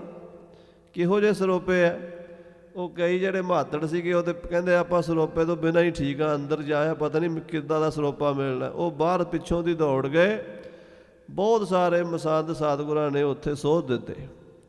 ਪਹਿਲਾਂ ਰਾਮ ਰਾਈਏ ਮਸੰਦ ਸੋਧੇ, ਫਿਰ ਆਪਣੇ ਮਸੰਦ ਜਿਹੜੇ ਸਨ ਗੁਰੂ ਘਰ ਦੇ 10ਵੇਂ ਪਾਤਸ਼ਾਹ ਦੇ ਆਪਣੇ ਘਰ ਦੇ ਉਹ ਵੀ ਸੋਧੇ। ਜਦੋਂ ਸਾਰਿਆਂ ਮਸੰਦਾਂ ਨੂੰ ਸੋਧਾ ਲਾਇਆ ਤੇ ਹੁਕਮਨਾਮਾ ਜਾਰੀ ਕੀਤਾ ਖਾਲਸੇ ਨੂੰ ਵੀ ਸੰਗਤ ਮੇਰਾ ਖਾਲਸਾ ਹੈ। ਖਾਲਸਾ ਦਾ ਮਤਲਬ ਹੁੰਦਾ ਹੈ ਇੱਕ ਜ਼ਮੀਨ ਹੁੰਦੀ ਹੈ ਜਿਹੜੀ ਬਾਦਸ਼ਾਹ ਦੀ ਨਿੱਜੀ ਪ੍ਰਾਪਰਟੀ ਹੁੰਦੀ ਹੈ, ਉਸ ਬਾਦਸ਼ਾਹ ਦੀ ਪ੍ਰਾਪਰਟੀ ਨੂੰ ਖਾਲਸਾ ਕਹਿੰਦੇ ਆ। ਉਹਦੇ ਉੱਤੇ ਟੈਕਸ ਨਹੀਂ ਲੱਗਦਾ, ਬਾਕੀ ਲੋਕਾਂ ਦੀ ਪ੍ਰਾਪਰਟੀ 'ਤੇ ਟੈਕਸ ਲੱਗਦਾ, ਬਾਦਸ਼ਾਹ ਦੀ ਪ੍ਰਾਪਰਟੀ 'ਤੇ ਟੈਕਸ ਨਹੀਂ ਲੱਗਦਾ, ਉਹਨੂੰ ਕਹਿੰਦੇ ਖਾਲਸਾ। ਮਹਾਰਾਜ ਕਹਿੰਦੇ ਸੰਗਤ ਮੇਰਾ ਖਾਲਸਾ ਹੈ, ਗੁਰ ਸੰਗਤ ਕੀਨੀ ਖਾਲਸਾ, ਮਨਮੁਖੀ ਦੁਹੇਲਾ। ਤੇ ਹੁਣ ਜਿਹੜੀ ਗੁਰੂ ਕੀ ਸੰਗਤ ਹੈ ਇਹ ਗੁਰੂ ਨਾਲ ਸਿੱਧਾ ਇਹਦਾ ਸੰਬੰਧ ਬਣ ਗਿਆ। ਇਹਦੇ ਵਿੱਚੋਂ ਮਸੰਦਾਂ ਦੀ ਜਿਹੜੀ ਵਿਚੋਲਗੀ ਸੀ ਨਾ ਟੈਕਸ ਲੈਣ ਵਾਲਿਆਂ ਦੀ, ਉਹ ਨਿਕਲ ਗਈ ਹੈ। ਹੁਣ ਇਹਨਾਂ ਨੂੰ ਕੋਈ ਕੌਡੀ ਦਮੜੀ ਨਹੀਂ ਦੇਣੀ, ਕਿਸੇ ਨੇ ਮੰਨਣਾ ਨਹੀਂ। ਉਹਨਾਂ ਮਸੰਦਾਂ ਦਾ ਜ਼ਿਕਰ ਵੀ ਗੁਰੂ ਸਾਹਿਬ ਨੇ ਆਪਣੀ ਬਾਣੀ ਸ੍ਰੀ ਮੁਖ ਤੋਂ ਕੀਤਾ ਜੇ। ਅੱਜ ਦਾ ਸਵਈਆ ਜੋ ਆਪਾਂ ਸੁਣਿਆ ਉਹ ਮਸੰਦਾਂ ਦੀ ਹਾਲਤ ਬਿਆਨ ਕਰਦਾ। ਆਓ ਸਰਵਣ ਕਰੀਏ, ਪਿਆਰ ਨਾਲ ਆਖੋ ਸਤਿਨਾਮ ਵਾਹਿਗੁਰੂ ਸਾਹਿਬ ਜੀ, ਸਤਿਨਾਮ ਸ੍ਰੀ ਵਾਹਿਗੁਰੂ ਸਾਹਿਬ ਜੀ। ਜੋ ਕਰ ਸੇਵ ਮਸੰਦਨ ਕੀ ਕਹੈ। ਸਤਿਗੁਰੂ ਕਲਗੀਧਰ ਜੀ ਕਹਿੰਦੇ ਆ ਜੇ ਕੋਈ ਮਸੰਦਾਂ ਦੀ ਸੇਵਾ ਕਰੇ ਤੇ ਮਸੰਦ ਇਹ ਕਹਿੰਦੇ ਹਨ, ਆਰ ਪ੍ਰਸਾਦ ਸਭੈ ਮੋਹਿ ਦੀਜੈ। ਮਸੰਦ ਕਹਿੰਦੇ ਜੋ ਕੁਝ ਵੀ ਹੈ ਨਾ ਪ੍ਰਸਾਦ ਸਾਨੂੰ ਹੀ ਚੜਾਓ, ਲੰਗਰ ਪ੍ਰਸ਼ਾਦਾ ਸਾਨੂੰ ਵਧੀਆ ਛਕਾਓ, ਸੇਵਾ ਸਾਡੀ ਕਰੋ, ਮਾਇਆ ਸਾਨੂੰ ਦਿਓ, ਕੱਪੜਾ ਲੱਤਾ ਸਾਨੂੰ ਭੇਟਾ ਕਰੋ, ਅਸੀਂ ਗੁਰੂ ਹਾਂ। ਬਲਕਿ ਜਦੋਂ ਮਹਾਰਾਜ ਸੱਚੇ ਪਾਤਸ਼ਾਹ ਗੁਰੂ ਗੋਬਿੰਦ ਸਿੰਘ ਸਾਹਿਬ ਜੀ ਗੱਦੀ 'ਤੇ ਬੈਠੇ ਨਾ ਤੇ ਸਤਿਗੁਰਾਂ ਦੇ ਤੌਰ ਤਰੀਕੇ ਵੇਖੇ ਮਸੰਦਾਂ ਨੇ, ਤੇ ਮਸੰਦ ਆਪਸ 'ਚ ਗੱਲਾਂ ਕਰਨ ਲੱਗ ਪਏ। ਕਹਿੰਦੇ ਇਹ ਗੁਰੂ ਬੜਾ ਡਾਢਾ ਆਇਆ, ਇਹ ਆਪਾਂ ਨੂੰ ਦਾਲ ਨਹੀਂ ਗਲਣ ਦੇਣ ਲੱਗਾ, ਆਪਾਂ ਗੁਰੂ ਕੋਈ ਹੋਰ ਬਣਾ ਲਈਏ। ਇਹ ਵੀ ਗੱਲਾਂ ਕਰਦੇ ਸੀ ਵੀ ਗੁਰੂ ਬਣਾਉਣਾ ਤੇ ਸਾਡੇ ਵਾਸ ਹੈ, ਅਸੀਂ ਜਿਹਨੂੰ ਮਰਜ਼ੀ ਗੁਰੂ ਬਣਾ ਦਈਏ, ਜਿਹਨੂੰ ਅਸੀਂ ਕਹਿ ਦਿਆਂਗੇ ਵੀ ਇਹ ਗੁਰੂ ਹੈ, ਸੰਗਤ ਉਹਨੂੰ ਹੀ ਮੱਥਾ ਟੇਕੇਗੀ। ਇਹ ਗੁਰੂ ਦੇ ਏਜੰਟ ਬਣੇ ਬੈਠੇ ਸਨ। ਜਿਹੜੀਆਂ ਬਾਬੇ ਬਕਾਲੇ 22 ਮੰਜੀਆਂ ਲੱਗੀਆਂ ਉਹ ਵੀ ਮਸੰਦਾਂ ਦੇ ਜ਼ੋਰ 'ਤੇ ਲੱਗੀਆਂ। ਮਸੰਦਾਂ ਨੇ ਆਪਣੇ ਆਪਣੇ ਗੁਰੂਆਂ ਨੂੰ ਤਿਆਰ ਕਰ ਲਿਆ ਤੇ ਗੁਰੂਆਂ ਨੇ ਮਸੰਦ ਤਿਆਰ ਕਰ ਲਏ ਵੀ ਸਾਨੂੰ ਮੱਥਾ ਟਿਕਾਓ, ਸਾਨੂੰ ਮੱਥਾ ਟਿਕਾਓ। 22 ਬਣ ਗਏ। ਜਦੋਂ ਫਿਰ ਕਲਗੀਧਰ ਪਾਤਸ਼ਾਹ ਚੰਡੀ ਪ੍ਰਗਟ ਕੀਤੀ, ਖਾਲਸੇ ਦਾ 10ਵੇਂ ਪਾਤਸ਼ਾਹ ਨੇ ਖਾਲਸੇ ਦੀ ਪ੍ਰੀਖਿਆ ਲਈ, ਸੀਸ ਮੰਗੇ, ਉਦੋਂ ਕੀ ਕਹਿੰਦੇ ਸੀ ਮਸੰਦ? ਕਹਿੰਦੇ ਚੰਡੀ ਗੁਰੂ ਤੇ ਪੁੱਠੀ ਪੈ ਗਈ ਹੈ, ਦਿਮਾਗ ਫਿਰ ਗਿਆ। ਅਸੀਂ ਗੁਰੂ ਗੋਬਿੰਦ ਸਿੰਘ ਨੂੰ ਫੜ ਕੇ ਨਾ ਮਾਤਾ ਗੁਜਰੀ ਜੀ ਨੂੰ ਜਾ ਕੇ ਕਹਿੰਦੇ ਸੀ ਗੁਰੂ ਸਾਹਿਬ ਨੂੰ ਗ੍ਰਿਫਤਾਰ ਕਰ ਲਈਏ ਤੇ ਆਪਾਂ ਉਹਨਾਂ ਨੂੰ ਫੜ ਕੇ ਕੈਦ ਕਰ ਦਈਏ, ਜਦੋਂ ਉਹਨਾਂ ਦਾ ਦਿਮਾਗ ਠੀਕ ਹੋ ਜਾਏਗਾ ਫਿਰ ਗੱਦੀ 'ਤੇ ਬਿਠਾ ਦੇਵਾਂਗੇ। ਉਹਨਾਂ ਚਿਰ ਸਾਹਿਬਜ਼ਾਦੇ ਨੂੰ ਬਾਬੇ ਅਜੀਤ ਸਿੰਘ ਨੂੰ ਗੱਦੀ 'ਤੇ ਬਿਠਾ ਦਈਏ। ਇੱਦਾਂ ਦੀਆਂ ਗੱਲਾਂ ਮਸੰਦ ਕਰਦੇ ਸੀ। ਸੋ ਇੰਨੇ ਹੰਕਾਰੇ ਹੋਏ, ਭ੍ਰਿਸ਼ਟੇ ਹੋਏ ਮਸੰਦ, ਜਿਨ੍ਹਾਂ ਨੂੰ ਗੁਰੂ ਦੀ ਵੀ ਪਰਵਾਹ ਨਹੀਂ ਸੀ, ਗੁਰੂ ਦੀ ਆਤਮਿਕ ਸ਼ਕਤੀ ਤੋਂ ਅਣਜਾਣ ਸਨ, ਅਗਿਆਨਤਾ ਦੇ ਅੰਧਕਾਰ 'ਚ ਡੁੱਬੇ ਪਏ ਸਨ। ਉਹਨਾਂ ਦੀ ਸਤਿਗੁਰੂ ਹਾਲਤ ਦੱਸਦੇ ਆ। ਉਹ ਕਹਿੰਦੇ ਜੋ ਕੁਝ ਵੀ ਤੁਹਾਡੇ ਕੋਲ ਹੈ ਨਾ ਭਾਈ, ਲਿਆ ਕੇ ਸਾਨੂੰ ਚੜਾਵਾ ਚੜਾ ਦਿਓ। ਆਨ ਪ੍ਰਸਾਦ ਸਭੈ ਮੋਹਿ ਦੀਜੈ। ਹਾਂਜੀ, ਜੋ ਕਛ ਮਾਲ ਤਵਾਲੈ ਸੋ। ਤਵਾਲਿਆ ਤਵ ਤੇਰੇ ਆਲਿਆ ਘਰ। ਉਹ ਮਸੰਦ ਕਹਿੰਦੇ ਸੀ ਸਿੱਖਾ ਤੇਰੇ ਘਰ ਜੋ ਕੁਝ ਵੀ ਮਾਲ ਮੱਤਾ ਹੈ, ਜਿੰਨਾ ਵੀ ਤੇਰੇ ਕੋਲ ਪੈਸਾ ਹੈ, ਸੋਨਾ ਚਾਂਦੀ ਹੈ, ਗਹਿਣਾ ਗੱਟਾ ਹੈ, ਭਾਂਡਾ ਟਿੰਡਾ ਹੈ ਘਰ ਦੇ ਵਿੱਚ, ਕੱਪੜਾ ਲੱਤਾ ਜੋ ਕੁਝ ਵੀ ਹੈ, ਅਬ ਹੀ ਉਠ ਭੇਟ ਹਮਾਰੀ ਹੀ ਕੀਜੈ। ਇਹ ਚੁੱਕ ਕੇ ਸਾਡੀ ਭੇਟਾ ਕਰ ਦੇ ਤੂੰ ਹੁਣੇ ਹੀ। ਅਸੀਂ ਗੁਰੂ ਹੀ ਹਾਂ, ਹੋਰ ਕੋਈ ਗੁਰੂ ਕੋਈ ਜ਼ਿਆਦਾ ਹੁੰਦਾ? ਗੁਰੂ ਦੇ ਕੋਈ ਜ਼ਿਆਦਾ ਹੱਥ ਪੈਰ ਹੁੰਦੇ? ਸਾਡੇ ਵਰਗਾ ਹੀ ਹੁੰਦਾ ਗੁਰੂ। ਇਹ ਹੰਕਾਰ ਹੋ ਗਿਆ ਮਸੰਦਾਂ ਨੂੰ, ਉਹ ਗੁਰੂ ਸਾਹਿਬ ਦੇ ਬਰਾਬਰ ਸਮਝਣ ਲੱਗ ਪਏ ਆਪਣੇ ਆਪ। ਕਹਿੰਦੇ ਅਬ ਹੀ ਉਠ ਭੇਟ ਹਮਾਰੀ ਹੀ ਕੀਜੈ। ਜੋ ਕੁਝ ਵੀ ਤੇਰੇ ਘਰ ਹੈ ਸਿੱਖਾ ਉਹ ਸਾਨੂੰ ਭੇਟਾ ਚੜਾ ਦੇ, ਅਸੀਂ ਗੁਰੂ ਆ, ਆਪੇ ਅਸੀਂ ਗੁਰੂ ਕੋਲ ਜਮ੍ਹਾਂ ਕਰਾ ਦਿਆਂਗੇ। ਅੱਬਲ ਤਾਂ ਗੁਰੂ ਨੂੰ ਦਿੰਦੇ ਕੁਝ ਨਹੀਂ ਸੀ, ਜੇ ਕੁਝ 4 ਆਨੇ ਰੁਪਈਏ ਜੋ ਦੇ ਵੀ ਦਿੱਤੇ ਤੇ ਉਹਦਾ ਵੀ ਬੜਾ ਗੁਰੂ ਦੇ ਸਹਾਨ ਕਰਦੇ ਸੀ ਵੀ ਗੁਰੂ ਸਾਹਿਬ ਦੇਖੋ ਅਸੀਂ ਤੁਹਾਡੇ ਵਾਸਤੇ ਭੇਟਾ ਲੈ ਕੇ ਆਉਂਦੇ ਹਾਂ, ਜੇ ਅਸੀਂ ਨਾ ਲੈ ਕੇ ਆਈਏ ਤੁਹਾਡਾ ਲੰਗਰ ਕਿਵੇਂ ਚੱਲੇ, ਕੰਮਕਾਰ ਕਿਵੇਂ ਚੱਲੇ? ਏਦਾਂ ਹੰਕਾਰੇ ਗਏ ਸਨ। ਮੇਰੋ ਹੀ ਧਿਆਨ ਧਰੋ ਨਿਸ ਬਾਸੁਰ। ਇਹ ਹੀ ਕਹਿੰਦੇ ਸੀ ਮੇਰਾ ਹੀ ਧਿਆਨ ਧਰੋ, ਮੈਂ ਹੀ ਗੁਰੂ ਹਾਂ। ਆਪਣੇ ਆਪਣੇ ਇਲਾਕੇ ਦੀਆਂ ਸੰਗਤਾਂ ਨੂੰ ਆਪ ਹੀ ਗੁਰੂ ਬਣਾ ਕੇ ਪੁਜਾਣ ਲੱਗ ਪਏ ਸਨ। ਭੂਲ ਕੇ ਔਰ ਕੋ ਨਾਮ ਨਾ ਲੀਜੈ। ਕਹਿੰਦੇ ਭੁੱਲ ਕੇ ਕਿਸੇ ਦਾ ਨਾਮ ਨਾ ਹੋਰ ਦਾ ਲਓ। ਅਸਲੀ ਮਸੰਦ ਗੁਰੂ ਘਰ ਦਾ ਮੈਂ ਆ, ਬਾਕੀ ਨਕਲੀ ਹੈ। ਦੂਜੇ ਨੂੰ ਪੁੱਛੋ, ਕਹਿੰਦਾ ਸੀ ਅਸਲੀ ਮੈਂ ਆ, ਉਹ ਨਕਲੀ ਹੈ। ਇੱਦਾਂ ਮਸੰਦਾਂ ਦੀ ਹਾਲਤ ਹੋ ਗਈ ਸੀ। ਆਪਣਾ ਹੀ ਧਿਆਨ ਧਰਾਉਂਦੇ, ਆਪਣਾ ਹੀ ਨਾਮ ਜਪਾਉਂਦੇ ਤੇ ਦੂਜੇ ਦਾ ਨਾਮ ਨਹੀਂ ਸੀ ਲੈਣ ਦਿੰਦੇ। ਦੀਨੇ ਕੋ ਨਾਮ ਸੁਨੈ ਭਜ ਰਤ ਹੈ। ਆਹਾ ਹਾ, ਕਹਿੰਦੇ ਜੇ ਉਹਨਾਂ ਨੂੰ ਕਹਿੰਦੇ ਨਾ ਵੀ ਦੇਣ ਵਾਸਤੇ ਕੋਈ ਦਾਨ ਕਰ ਦਿਓ, ਦੇਣ ਦੇ ਨਾਂ ਤੋਂ ਭੱਜ ਜਾਂਦੇ ਸੀ। ਦੱਦਾ ਅੱਖਰ ਨਹੀਂ ਸੀ ਬੋਲਦੇ ਵੀ ਦੇਣਾ ਪਏਗਾ। ਦੀਨੇ ਕੇ ਨਾਮ ਸੁਨੇ ਭਜ ਰਾਤੇ, ਇਹੋ ਜਿਹੇ ਮਸੰਦ ਬਣ ਗਏ ਸੀਗੇ। ਮਸੰਦਾਂ ਦੀ ਹਾਲਤ ਹੋ ਗਈ ਸੀ। ਜੇ ਕਿਸੇ ਨੇ ਆ ਕੇ ਕਹਿਣਾ ਬਾਬਾ ਜੀ ਪ੍ਰਸ਼ਾਦਾ ਛਕਣਾ ਲੰਗਰ, ਉਹ ਭਾਈ ਅਗਲੇ ਪਿੰਡ ਉੱਥੇ ਡੇਰਾ ਸਾਡਾ, ਉੱਥੇ ਚਲਾ ਜਾ। ਤੇ ਜੇ ਕਿਸੇ ਨੇ ਆਖਣਾ ਬਾਬਾ ਜੀ ਭੇਟਾ ਦੇਣੀ, ਕਹਿੰਦਾ ਇੱਥੇ ਲੈ ਆ। ਇਹ ਹਾਲਤ ਸੀਗੀ। ਇਹ ਤਾਂ ਗੁਰੂ ਸਾਹਿਬ ਪੰਜਵੇਂ ਪਾਤਸ਼ਾਹ ਦੇ ਸਮੇਂ ਹੀ ਵਰਤਾਰਾ ਹੋ ਗਿਆ ਸੀ। ਬਾਬਾ ਪਿਰਥੀ ਚੰਦ ਵੱਡਾ ਭਰਾ ਸੀ, ਉਹਨੇ ਮਸੰਦ ਸਾਰੇ ਆਪਣੇ ਨਾਲ ਗੰਢ ਲਏ। ਜਿੰਨੀ ਭੇਟਾ ਆਉਣੀ, ਚੜਾਵਾ ਚੜ੍ਹਨਾ, ਸ੍ਰੀ ਦਰਬਾਰ ਸਾਹਿਬ ਦਾ ਹੋਵੇ ਭਾਵੇਂ ਕਿਸੇ ਗੁਰੂ ਘਰ ਦਾ ਹੋਵੇ, ਸਾਰਾ ਪਿਰਥੀ ਚੰਦ ਨੇ ਸਾਂਭ ਲੈਣਾ। ਤੇ ਜਦੋਂ ਸੰਗਤ ਨੇ ਆਖਣਾ ਪ੍ਰਸ਼ਾਦਾ ਛਕਾਓ ਲੰਗਰ, ਕਹਿਣਾ ਗੁਰੂ ਅਰਜਨ ਦੇਵ ਦੇ ਘਰ ਚਲੇ ਜਾਓ ਜੀ, ਉੱਥੇ ਲੰਗਰ ਹੈ। ਲੰਗਰ ਛਕਣ ਗੁਰੂ ਅਰਜਨ ਸਾਹਿਬ ਕੋਲ ਭੇਜ ਦੇਣਾ, ਭੇਟਾ ਸਾਰੀ ਆਪ ਸਾਂਭ ਲੈਣੀ। ਬੜਾ ਮਸਤਾਨਾ ਪਹਿਰਾ ਸੀਗਾ ਲੰਗਰ ਦਾ। ਭਾਈ ਸਾਹਿਬ ਭਾਈ ਗੁਰਦਾਸ ਜੀ ਬੀਬੀ ਭਾਨੀ ਦੇ ਭਰਾ ਲੱਗਦੇ ਸਨ। ਭਾਈ ਗੁਰਦਾਸ ਜੀ ਗੁਰੂ ਅਮਰਦਾਸ ਦੇ ਭਤੀਜੇ ਸਨ ਤੇ ਬੀਬੀ ਭਾਨੀ ਦੇ ਇਸ ਕਰਕੇ ਉਹ ਚਾਚੇ ਦੇ ਪੁੱਤ ਭਾਈ ਸਨ। ਉਹ ਆਪਣੀ ਭੈਣ ਨੂੰ ਮਿਲਣ ਵਾਸਤੇ, ਗੁਰੂ ਅਰਜਨ ਦੇਵ ਜੀ ਨੂੰ ਮਿਲਣ ਵਾਸਤੇ ਗੋਇੰਦਵਾਲ ਸਾਹਿਬ ਤੋਂ ਆਏ। ਬੀਬੀ ਭਾਨੀ ਨੇ ਪ੍ਰਸ਼ਾਦਾ ਪਕਾਇਆ ਤੇ ਪ੍ਰਸ਼ਾਦੇ ਨਾਲ ਕੋਈ ਸਬਜ਼ੀ ਨਹੀਂ, ਲੂਣ ਪਾ ਕੇ ਛੋਲਿਆਂ ਦੀ ਰੋਟੀ ਦਿੱਤੀ, ਚਣਿਆਂ ਦੀ, ਤੇ ਥੋੜ੍ਹੀ ਜਿਹੀ ਲੱਸੀ ਦਿੱਤੀ। ਤੇ ਉਹ ਰੋਟੀ ਖਾ ਰਿਹਾ ਭਾਈ ਗੁਰਦਾਸ ਤੇ ਆਪਣੀ ਭੈਣ ਨੂੰ, ਬੀਬੀ ਭਾਨੀ ਨੂੰ ਕਹਿੰਦਾ, ਭੈਣ ਜੇ ਭੈਣਾਂ ਨੂੰ ਮਿਲਣ ਭਰਾ ਆਉਂਦੇ ਤੇ ਭੈਣਾਂ ਦੇ ਬੜਾ ਸ਼ੌਂਕ ਕਰਦੀਆਂ, ਸਾਡਾ ਵੀਰ ਆਇਆ ਤੇ ਕੋਈ ਕੜਾਹ ਬਣਾਉਂਦਾ, ਕੋਈ ਖੀਰ, ਕੋਈ ਭੈਣਾਂ ਬਣਾਉਂਦੀਆਂ ਨੇ, ਕੋਈ ਪੂੜੀਆਂ ਬਣਾਉਂਦੀਆਂ ਨੇ, ਕੋਈ ਵਧੀਆ ਸਬਜ਼ੀ ਬਣਾਉਂਦੀਆਂ, ਤੂੰ ਤੇ ਛੋਲਿਆਂ ਦੀ ਰੋਟੀ ਤੇ ਲੂਣ ਪਾ ਕੇ ਦੇਤੀ ਹੈ ਭੈਣ, ਵੀ ਮੈਨੂੰ ਕੀ ਗੱਲ ਹੈ। ਭਾਈ ਗੁਰਦਾਸ ਦੀ ਗੱਲ ਸੁਣ ਕੇ ਬੀਬੀ ਭਾਨੀ ਜੀ ਕਹਿਣ ਲੱਗੇ, ਵੀਰ ਕਦੀ ਇਹ ਵੀ ਨਹੀਂ ਮਿਲਦੀ, ਇਹ ਤੋਂ ਵੀ ਹੱਥ ਧੋਣੇ ਪੈਂਦੇ, ਭੁੱਖੇ ਸੌਣਾ ਪੈਂਦਾ, ਸ਼ੁਕਰ ਕਰ ਸਾਨੂੰ ਇਹ ਰੋਟੀ ਮਹਾਰਾਜ ਨੇ ਦਿੱਤੀ ਅੱਜ, ਕਈ ਵਾਰੀ ਇਹ ਵੀ ਨਹੀਂ ਮਿਲਦੀ। ਕਹਿਣ ਲੱਗਾ, ਭੈਣ ਇਹੋ ਜਿਹੀ ਕੀ ਗੱਲ ਹੋ ਗਈ, ਗੁਰੂ ਨਾਨਕ ਦਾ ਘਰ ਹੈ, ਗੁਰੂ ਰਾਮਦਾਸ ਦਾ, ਗੁਰੂ ਅਰਜਨ ਸਾਹਿਬ ਤੁਹਾਡੇ ਪੁੱਤਰ ਗੱਦੀ ਤੇ ਹਨ, ਇਹ ਕੀ ਗੱਲ। ਕਹਿਣ ਲੱਗੀ, ਵੀਰ ਜਿੰਨੀ ਆਮਦਨ ਹੈ ਉਹਦੇ ਪਿਰਥੀ ਚੰਦ ਚੁੱਕ ਕੇ ਲੈ ਜਾਂਦਾ ਤੇ ਲੰਗਰ ਛਕਣ ਸੰਗਤਾਂ ਨੂੰ ਸਾਡੇ ਕੋਲ ਭੇਜ ਦਿੰਦਾ। ਸਾਡੇ ਕੋਲ ਜੋ ਰੁੱਖਾ ਮਿੱਸਾ ਹੁੰਦਾ ਅਸੀਂ ਛਕਾ ਦਿੰਦੇ ਹਾਂ, ਜੇ ਨਹੀਂ ਹੁੰਦਾ ਬੈਠੇ ਰਹਿੰਦੇ ਹਾਂ, ਪਰ ਅਸੀਂ ਛਕਦੇ ਉਹੀ ਹਾਂ ਜੋ ਸੰਗਤ ਛਕਦੀ ਹੈ, ਵੱਖਰਾ ਨਹੀਂ ਛਕਦੇ।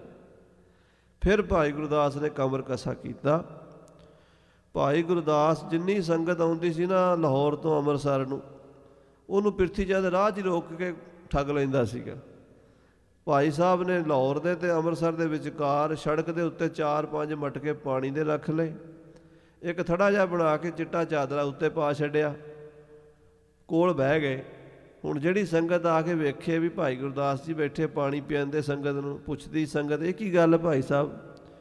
ਸਾਧ ਸੰਗਤ ਜੀ ਬਹਿ ਜਾਓ, ਬਿਠਾ ਲੈਣਾ, ਫਿਰ ਦੱਸਣਾ ਵੀ ਸਾਧ ਸੰਗਤ ਜੀ ਗੱਦੀ ਤੇ ਦਿੱਤੀ ਗੁਰੂ ਰਾਮਦਾਸ ਜੀ ਨੇ ਗੁਰੂ ਅਰਜਨ ਦੇਵ ਜੀ ਨੂੰ, ਤੇ ਪੂਜਾ ਲਈ ਜਾਂਦਾ ਚੜਾਵਾ ਸਾਰੇ ਪਿਰਥੀ ਚੰਦ। ਤੁਸੀਂ ਉਹਦੇ ਮਸੰਦਾਂ ਦੀ ਗੱਲ ਨਾ ਮੰਨਿਆ ਕਰੋ, ਚੜਾਵਾ ਸਿੱਧਾ ਜਾ ਕੇ ਗੁਰੂ ਅਰਜਨ ਸਾਹਿਬ ਨੂੰ ਦਿਆ ਕਰੋ, ਉਹ ਲੰਗਰ ਚਲਾਉਂਦੇ ਆ, ਤੇ ਤੁਸੀਂ ਭੁਲੇਖੇ 'ਚ ਨਾ ਪਾਓ। ਭਾਈ ਗੁਰਦਾਸ ਨੇ ਸੰਗਤ 'ਚ ਪ੍ਰਚਾਰ ਕਰਕੇ ਭੁਲੇਖਾ ਕੱਢਿਆ ਤੇ ਫਿਰ ਗੁਰੂ ਅਰਜਨ ਸਾਹਿਬ ਦਾ ਲੰਗਰ ਵਧੀਆ ਪੱਕਣ ਲੱਗਾ। ਨਹੀਂ ਤੇ ਛੋਲਿਆਂ ਦੀ ਰੋਟੀ ਲੂਣ ਨਾਲ ਮਿਲਦੀ ਸੀ, ਉਹ ਵੀ ਕਦੀ ਨਹੀਂ ਸੀ ਮਿਲਦੀ। ਭਾਈ ਗੁਰਦਾਸ ਜੀ ਨੇ ਪ੍ਰਚਾਰ ਕੀਤਾ ਤੇ 36ਵੀਂ ਵਾਰ ਲਿਖੀ। ਫਿਰ ਉਹਦੇ 'ਚ ਭਾਈ ਸਾਹਿਬ ਨੇ ਪਿਰਥੀਏ ਦੀ ਕਰਤੂਤਾਂ ਲਿਖੀਆਂ ਸਾਰੀਆਂ ਵਾਰਾਂ ਦੇ ਵਿੱਚ। ਦੇਖੋ ਨਾ ਭਾਈ ਸਾਹਿਬ ਲਿਖਦੇ, ਮੂੰਹ ਕਾਲੇ ਮੀਣਿਆ ਤੁਧ ਜੰਮਪੁਰ ਜਾਣਾ, ਮੀਣਾ ਕਿਹਾ ਇਹਨੂੰ ਵੀ ਤੂੰ ਨੀਚ ਕੰਮ ਕਰ ਰਿਹਾ, ਜਿਹੜਾ ਗੁਰੂ ਕੀ ਸੰਗਤ ਨੂੰ ਗੁੰਮਰਾਹ ਕਰਕੇ ਸੰਗਤ ਦਾ ਚੜਾਵਾ ਆਪ ਖਾ ਰਿਹਾ। ਸੋ ਖਾਲਸਾ ਜੀ, ਇਹੋ ਜਿਹੇ ਮਸੰਦ ਵੀ ਦੀਨੇ ਕੇ ਨਾਮ ਸੁਨੇ ਭੱਜ ਰਾਤੈਂ, ਜੇ ਦੇਣ ਦਾ ਨਾਂ ਆਵੇ ਤੇ ਭੱਜ ਜਾਣਾ। ਜੇ ਕੋਈ ਪਤਾ ਲੱਗੇ ਵੀ ਕੋਈ ਮੰਗਣ ਆ ਗਿਆ, ਕਿਸੇ ਨੇ ਆਖਣਾ ਬਾਬਾ ਜੀ ਪ੍ਰਸ਼ਾਦਾ ਛਕਾ ਦਿਓ, ਕੋਈ ਕੱਪੜਾ ਦੇ ਦਿਓ ਗੁਰੂ ਕੇ ਖਜ਼ਾਨੇ 'ਚੋਂ, ਤੇ ਦਰਵਾਜ਼ੇ ਬੰਦ ਕਰ ਲੈਣੇ, ਭੱਜ ਜਾਣਾ। ਤੇ ਜੇ ਕਿਸੇ ਨੇ ਆ ਕੇ ਕਹਿਣਾ, ਸੇਵਾਦਾਰ ਨੇ, ਬਾਬਾ ਜੀ ਕੋਈ ਸੇਠ ਆਇਆ ਤਗੜਾ, ਉਹ ਕੋਈ ਦਾਨ ਦੇਣਾ ਚਾਹੁੰਦਾ, ਤੇ ਭੱਜ ਕੇ ਬਾਹਰ ਆ ਜਾਣਾ, ਆਓ ਜੀ ਆਓ ਜੀ ਆਓ ਜੀ ਆਓ ਜੀ, ਲਿਆਓ ਜੀ, ਦਿਓ ਜੀ। ਲੈਣ ਵੇਲੇ ਅੱਗੇ, ਹਾਂਜੀ, ਲੀਨੇ ਬਿਨਾ ਨਹਿ ਨੈਕ ਪਸੀਜੈ। ਲਏ ਬਿਨਾ ਖੁਸ਼ ਨਹੀਂ ਹੁੰਦੇ, ਜੇ ਕੋਈ ਦੇਵੇ ਲੈ ਕੇ ਖੁਸ਼ ਹੁੰਦੇ ਆ, ਜੇ ਕੋਈ ਮੰਗੇ ਦੇਣ ਲੱਗਿਆ ਰੋਣ ਲੱਗ ਜਾਂਦੇ। ਇਹ ਮਸੰਦਾਂ ਦੀ ਹਾਲਤ ਹੈ। ਆਖਨ ਭੀਤਰ ਤੇਲ ਕੋ ਡਾਰ। ਮਹਾਰਾਜ ਕਹਿੰਦੇ ਕਾਲਯੁਗ ਦੇ ਪਖੰਡੀ ਸਾਧ ਕੀ ਕਰਦੇ ਆ, ਅੱਖਾਂ 'ਚ ਤੇਲ ਪਾ ਲੈਣਾ। ਤਾਰਾ ਮੀਰਾ ਧਮਿਆ ਦਾ ਤੇਲ ਉਹ ਕੌੜਾ ਹੁੰਦਾ ਥੋੜ੍ਹਾ ਜਿਹਾ, ਉਹਨੂੰ ਮਾੜਾ ਜਿਹਾ ਇੱਥੇ ਲਾ ਲਈਏ ਨਾ ਤੇ ਅੱਖਾਂ ਲਾਲ ਹੋ ਜਾਂਦੀਆਂ। ਅੱਖਾਂ 'ਚ ਤੇਲ ਪਾ ਕੇ ਤੇ ਅੱਖਾਂ ਲਾਲ ਕਰ ਲੈਂਦੇ ਐ। ਸੋ ਲੋਗਨ ਨੀਰ ਬਹਾਏ ਦਿਖਾਵੇ। ਅੱਖਾਂ 'ਚ ਥੋੜ੍ਹਾ ਜਿਹਾ ਪਾਣੀ ਵਗ ਗਿਆ, ਅੱਖਾਂ 'ਚ ਹੰਝੂ ਆ ਗਏ। ਲੋਕਾਂ ਨੇ ਆਖਿਆ ਬਾਬਾ ਜੀ ਦੀਆਂ ਅੱਖਾਂ ਬੜੀਆਂ ਲਾਲ ਨੇ, ਬੜੀ ਬੰਦਗੀ ਕਰਦੇ ਹੋਣਗੇ। ਤੇ ਚੁੱਕਣ ਵਾਲੇ ਗੱਲ ਬੜੀ ਚੁੱਕ ਦਿੰਦੇ ਆ। ਦੇਖੋ ਬਾਬਿਆਂ ਦੀਆਂ ਅੱਖਾਂ 'ਚ ਕਿੰਨਾ ਨੂਰ ਹੈ ਭੈਣਾ, ਉਹ ਦੇਖ ਕਿੱਡਾ ਸੰਤ ਮਹਾਂਪੁਰਸ਼, ਉਹਦੀਆਂ ਅੱਖਾਂ ਵੇਖ ਕਿਵੇਂ ਜਗਦੀਆਂ ਨੇ, ਲਾਲ ਸੁਰਖ ਪਈਆਂ ਬਾਬੇ ਦੀਆਂ ਅੱਖਾਂ। ਅੱਖਾਂ 'ਚ ਹੰਝੂ ਵਗਦੇ, ਵੈਰਾਗ ਬੜਾ ਬਾਬੇ ਨੂੰ, ਬੜਾ ਪ੍ਰੇਮ ਹੈ ਉਹਦਾ ਮਹਾਰਾਜ ਦੇ ਨਾਲ। ਇਹਦਾ ਮਗਰਮੱਛ ਵਾਲੇ ਹੰਝੂ ਸਿੱਟ ਕੇ ਅੱਖਾਂ ਲਾਲ ਕਰਕੇ ਲੋਕਾਂ ਨੂੰ ਦਿਖਾਉਂਦੇ ਨੇ। ਜੋ ਧਨਵਾਨ ਲਖੈ ਨਿਜ ਸੇਵਕ। ਆਪਣੇ ਸੇਵਕਾਂ ਵਿੱਚੋਂ ਜਿਹੜਾ ਅਮੀਰ ਹੋਵੇ, ਪੈਸੇ ਵਾਲਾ ਹੋਵੇ, ਧਨਵਾਨ ਹੋਵੇ, ਮੱਥਾ ਟੇਕਣ ਆਇਆ ਹੋਵੇ ਡੇਰੇ ਤੇ, ਕੋਠੀ ਚੰਗੀ ਵਾਲਾ, ਕਾਰ ਵਾਲਾ, ਪੈਸੇ ਵਾਲਾ, ਉਹਨੂੰ ਪਛਾਣ ਲੈਂਦੇ ਆ ਵੀ ਇਹ ਚੰਗੀ ਤਗੜੀ ਸਾਮੀ ਆਈ ਹੈ। ਉਹਨੂੰ ਫਿਰ ਕੀ ਕਰਦੇ ਹਨ, ਤਾਹੀ ਪਰੋਸ ਪ੍ਰਸਾਦ ਜਿਮਾਵੇ। ਉਹਨੂੰ ਸਪੈਸ਼ਲ ਏਸੀ ਕਮਰੇ 'ਚ ਬਹਾ ਕੇ ਕਹਿਣਗੇ ਆਓ ਜੀ ਸੇਠ ਜੀ, ਆਓ ਜੀ ਸਰਦਾਰ ਜੀ, ਭਾਈ ਸਾਹਿਬ ਜੀ, ਵੀਰ ਜੀ, ਸਿੰਘ ਸਾਹਿਬ ਜੀ, ਬੜੇ ਉਹਦਾ ਤਖੱਲਸ ਲਾ ਲਾ ਕੇ ਉਹਦਾ ਨਾਂ ਲੈਣਗੇ। ਤੇ ਉਹਨੂੰ 4-4 ਸਬਜ਼ੀਆਂ ਤੇ ਖੀਰ ਤੇ ਕੜਾਹ ਤੇ ਵਧੀਆ ਲੰਗਰ ਪਕਾ ਕੇ ਖਵਾਉਣਗੇ। ਤਾਂ ਹੀ ਪਰੋਸ ਕੇ ਪ੍ਰਸ਼ਾਦ ਜਮਾਵੇ। ਉਹਨੂੰ ਬੜਾ, ਜਿਵੇਂ ਜਵਾਈਆਂ ਨੂੰ ਖਵਾਈਦਾ ਨਾ, ਇੱਦਾਂ ਰੋਟੀ ਖਵਾਉਂਦੇ ਆ। ਉਹ ਪੂਜਾ ਕਰਦੇ ਵੀ ਚੰਗਾ ਅਮੀਰ ਆਦਮੀ ਕੁਝ ਦੇ ਕੇ ਜਾਏਗਾ ਡੇਰੇ ਨੂੰ, ਇਹ ਖਾਲੀ ਨਹੀਂ ਜਾਣ ਲੱਗਾ, ਦੇ ਕੇ ਹੀ ਜਾਏਗਾ ਨਾ ਕੁਝ। ਜੇ 150 ਦੀ ਰੋਟੀ ਖਾ ਗਿਆ ਤੇ 10-20 ਹਜ਼ਾਰ ਤਾਂ ਸੁੱਟ ਕੇ ਜਾਏਗਾ। ਇਸ ਕਰਕੇ ਉਹਨੂੰ ਰੋਟੀ ਚੰਗੀ ਪਰੋਸ ਕੇ ਖਵਾਉਂਦੇ ਹਨ। ਜੋ ਧਨਹੀਨ ਲਖੈ ਤੇ ਦੇਤ ਨਾ।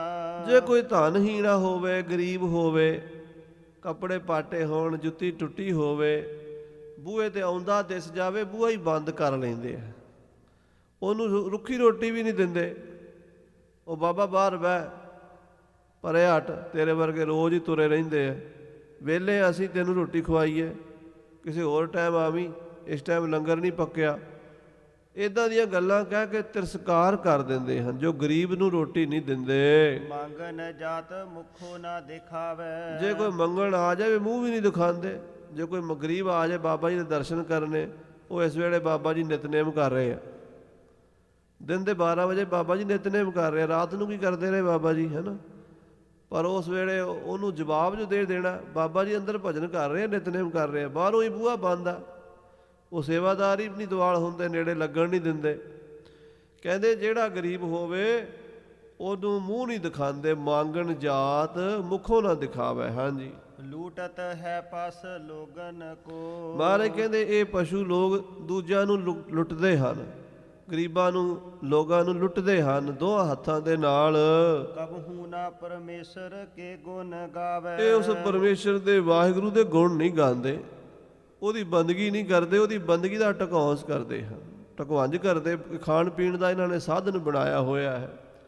ਇਹ ਦੂਜਿਆਂ ਨੂੰ ਨਹੀਂ ਲੁੱਟ ਰਹੇ ਤੇ ਆਪਣੇ ਆਪ ਨੂੰ ਹੀ ਲੁੱਟ ਰਹੇ ਨੇ, ਕਿਉਂਕਿ ਆਪਣਾ ਮਨੁੱਖਾ ਜੀਵਨ, ਕੀਮਤੀ ਜੀਵਨ ਬੰਦਗੀ ਕਰਨ ਵਾਸਤੇ ਜੋ ਮਿਲਿਆ ਸੀ, ਇਹ ਉਸ ਨੂੰ ਅਜਾਈਂ ਗਵਾ ਰਹੇ ਨੇ। ਆਖਨ ਮੀਚ ਰਹਿ ਬਕ ਕੀ ਜਿਮ। ਜਿਵੇਂ ਬਗਲਾ ਮੱਛੀ ਫੜਨ ਵਾਸਤੇ ਪਾਣੀ ਦੇ ਉੱਤੇ ਅੱਖ ਮੀਚ ਕੇ ਇੱਕ ਟੰਗ ਦੇ ਭਾਰ ਖਲੋ ਜਾਂਦਾ। ਤੇ ਮੱਛੀ ਸਮਝਦੀ ਹੈ ਵੀ ਵਿਚਾਰਾ ਇਹਦਾ ਭਗਤ ਹੈ, ਬੰਦਗੀ ਕਰ ਰਿਹਾ, ਪਾਣੀ 'ਚ ਖਲੋ ਕੇ ਇੱਕ ਪੈਰ ਦੇ ਉੱਤੇ, ਅੱਖਾਂ ਇਹਦੀਆਂ ਬੰਦ ਨੇ। ਮੱਛੀ ਕਹਿੰਦੀ ਇਹ ਭਗਤ ਨੇ ਮੇਰਾ ਕੀ ਵਿਗਾੜਨਾ। ਉਹ ਚਿੱਟਾ ਚੋਲਾ ਵੇਖ ਕੇ ਉਹਦਾ ਬਗਲਾ ਉਹਦੇ ਕੋਲ ਆ ਜਾਂਦੀ ਹੈ ਮੱਛੀ, ਤੇ ਜਦੋਂ ਉਹਦੀ ਮਾਰ ਥੱਲੇ ਆਉਂਦੀ, ਮਾਰ ਕੇ ਝਪਟ ਮੱਛੀ ਨੂੰ ਲੈ ਜਾਂਦਾ ਤੇ ਖਾ ਜਾਂਦਾ। ਕਹਿੰਦੇ ਇਸੇ ਤਰ੍ਹਾਂ ਇਹ ਲੋਕ ਬਗਲੇ ਦੀ ਤਰ੍ਹਾਂ ਅੱਖਾਂ ਮੀਚ ਕੇ ਬੈਠਦੇ ਹਨ।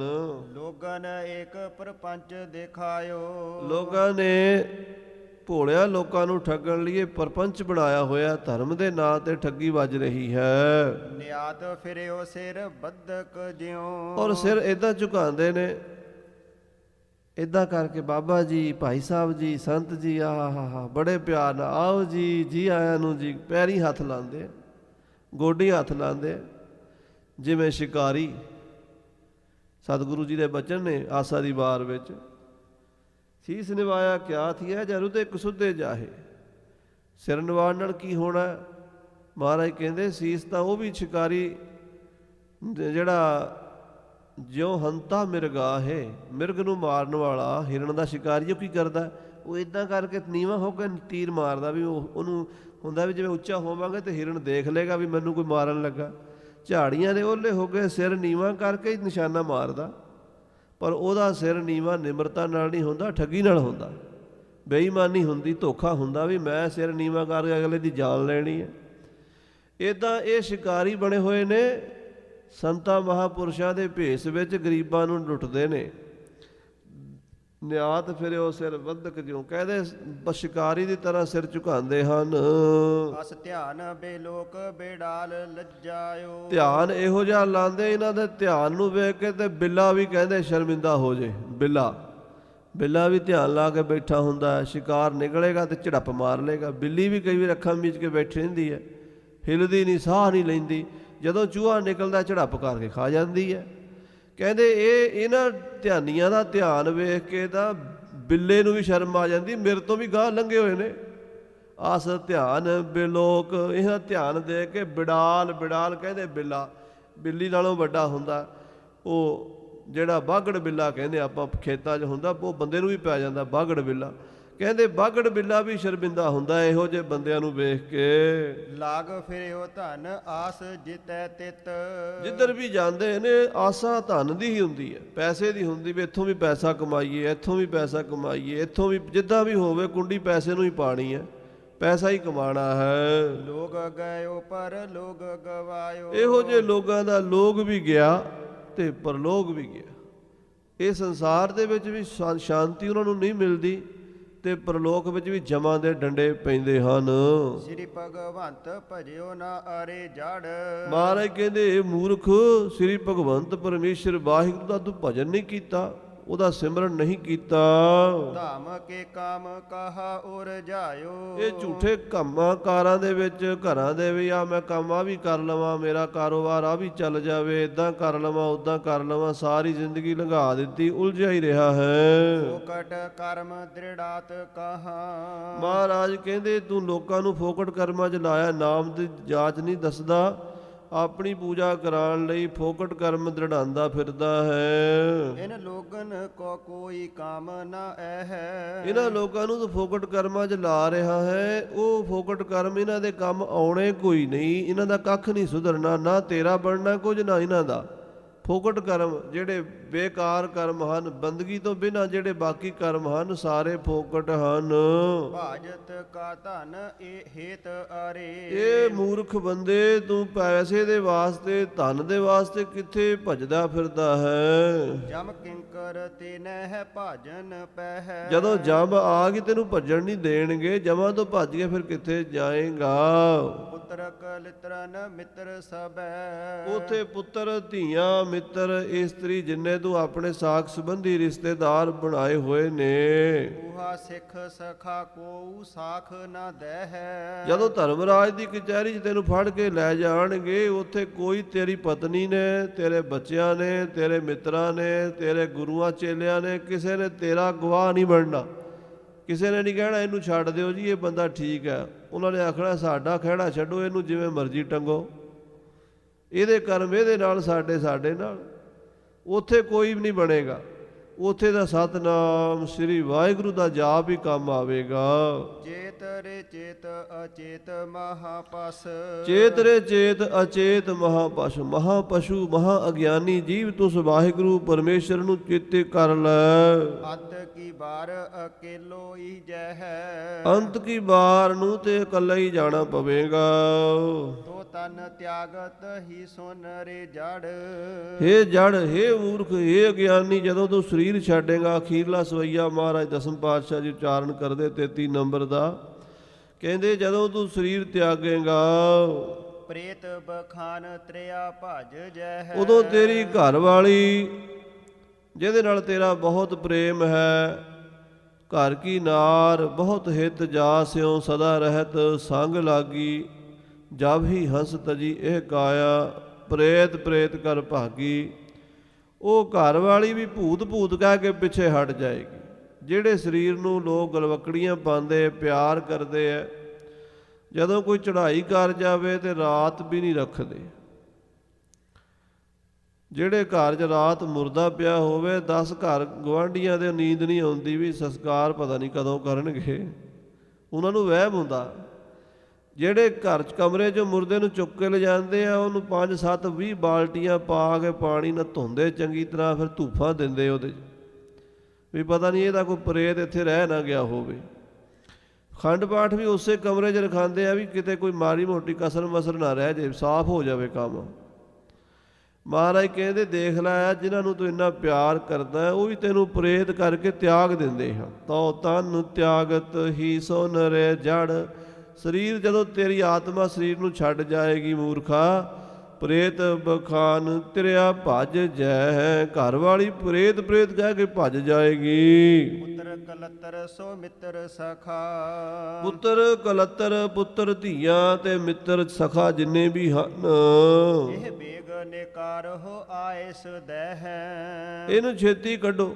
ਉਹ ਇਹੀ ਕਹਿਣਗੇ, ਪੁੱਤਰ ਵੀ ਕਹਿਣਗੇ ਰਾਤ ਪੈ ਰਹੀ ਹੈ, ਸ਼ਾਮ ਹੋ ਰਹੀ, ਆਪਾਂ ਸੰਸਕਾਰ ਹਨੇਰੇ ਤੋਂ ਪਹਿਲਾਂ ਪਹਿਲਾਂ ਕਰ ਦਈਏ, ਛੇਤੀ ਕਰੋ। ਰਿਸ਼ਤੇਦਾਰ ਸਾਰੇ ਹੀ ਸਲਾਹ ਦੇਣਗੇ ਕਿ ਚਲੋ ਹੁਣ ਰਾਤ ਪੈ ਗਈ, ਆਪਾਂ ਘਰ ਨੂੰ ਵਾਪਸ ਜਾਣਾ, ਤੇ ਤੁਸੀਂ ਇਹਦਾ ਸੰਸਕਾਰ ਛੇਤੀ ਕਿਉਂ ਨਹੀਂ ਕਰਦੇ?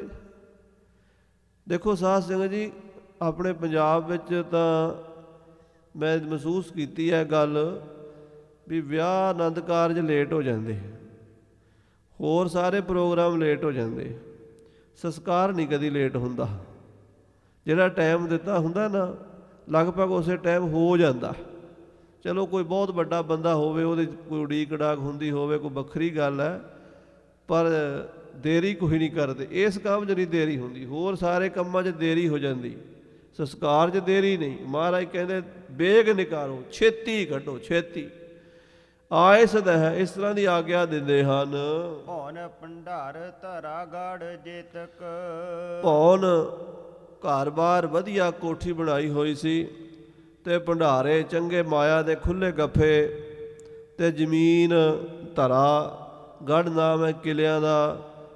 ਬੜੇ ਬੜੇ ਸੋਹਣੇ ਮਕਾਨ, ਸੋਹਣੇ ਕਿਲੇ ਬਣਾਏ, ਹਵੇਲੀਆਂ ਬਣਾਈਆਂ ਸੀ ਰਹਿਣ ਵਾਸਤੇ। ਜ਼ਮੀਨ ਵੀ 100-200 ਕਿੱਲਾ 500 ਕਿੱਲਾ ਸੀ, ਚੰਗਾ ਤਗੜਾ ਲਾਟੀ ਜ਼ਿਮੀਂਦਾਰ ਸੀ। ਪੈਸਾ ਵੀ ਕੋਈ ਅੰਤ ਨਹੀਂ, ਸੋਨੇ ਦਾ ਵੀ ਕੋਈ ਅੰਤ ਨਹੀਂ। ਬਹੁਤ ਵੱਡਾ ਬਾਗ ਪਰਿਵਾਰ ਛੱਡ ਕੇ ਚਲਾ ਗਿਆ। ਛਾੜਤ ਪ੍ਰਾਨ ਬੇਗਾਨ ਕਹੈ ਹੈ। ਜਦੋਂ ਹੀ ਪ੍ਰਾਣ ਨਿਕਲੇ, ਪ੍ਰਾਣ ਛੱਡਦਿਆਂ ਸਾਰਾ ਕੁਝ ਬੇਗਾਨਾ ਹੋ ਗਿਆ। ਉਹ ਸਾਰੀ ਪ੍ਰਾਪਰਟੀ ਦੂਜਿਆਂ ਦੇ ਨਾਂ ਹੋ ਗਈ। ਪੁੱਤਰ ਕਹਿੰਦੇ ਸਾਡਾ ਹੱਕ, ਧੀਆਂ ਕਹਿੰਦੀਆਂ ਅਸੀਂ ਵੀ ਬਾਪੂ ਦਾ ਹੱਕ ਲੈਣਾ, ਸਾਡਾ ਵੀ ਹੱਕ ਹੈ। ਘਰਵਾਲੀ ਕਹਿੰਦੀ ਮੇਰਾ ਹਿੱਸਾ ਵੱਖਰਾ ਕਰ ਦਿਓ। ਤੇ ਜੇ ਕੋਈ ਭਤੀਜਿਆਂ ਦੇ ਕਬਜ਼ੇ 'ਚ ਹੋਵੇ, ਉਹ ਕਹਿੰਦੇ ਚਾਚਾ ਸਾਨੂੰ ਦੇ ਗਿਆ ਸੀ, ਤੁਸੀਂ ਕੀ ਲੱਗਦੇ ਹੋ?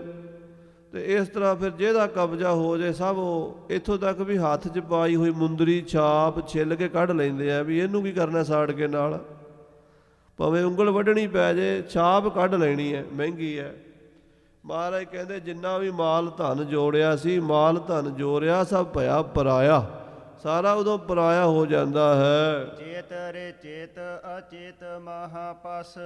ਹੇ ਮਹਾਪਸ਼ੂ, ਹੇ ਅਗਿਆਨੀ ਜੀਵ, ਚੇਤੇ ਕਰ ਵਾਹਿਗੁਰੂ ਨੂੰ। ਚੇਤ ਰੇ ਚੇਤ, ਵਾਹਿਗੁਰੂ ਵਾਹਿਗੁਰੂ ਵਾਹਿਗੁਰੂ ਵਾਹਿਗੁਰੂ ਚੇਤੇ ਕਰ।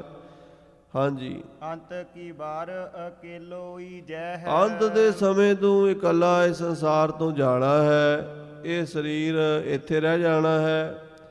ਤੇਰੇ ਸਾਕ ਸੰਬੰਧੀ ਰਿਸ਼ਤੇਦਾਰ ਸਭ ਇੱਥੇ, ਮਾਇਆ ਦੇ ਸਭ ਪਦਾਰਥ ਇੱਥੇ।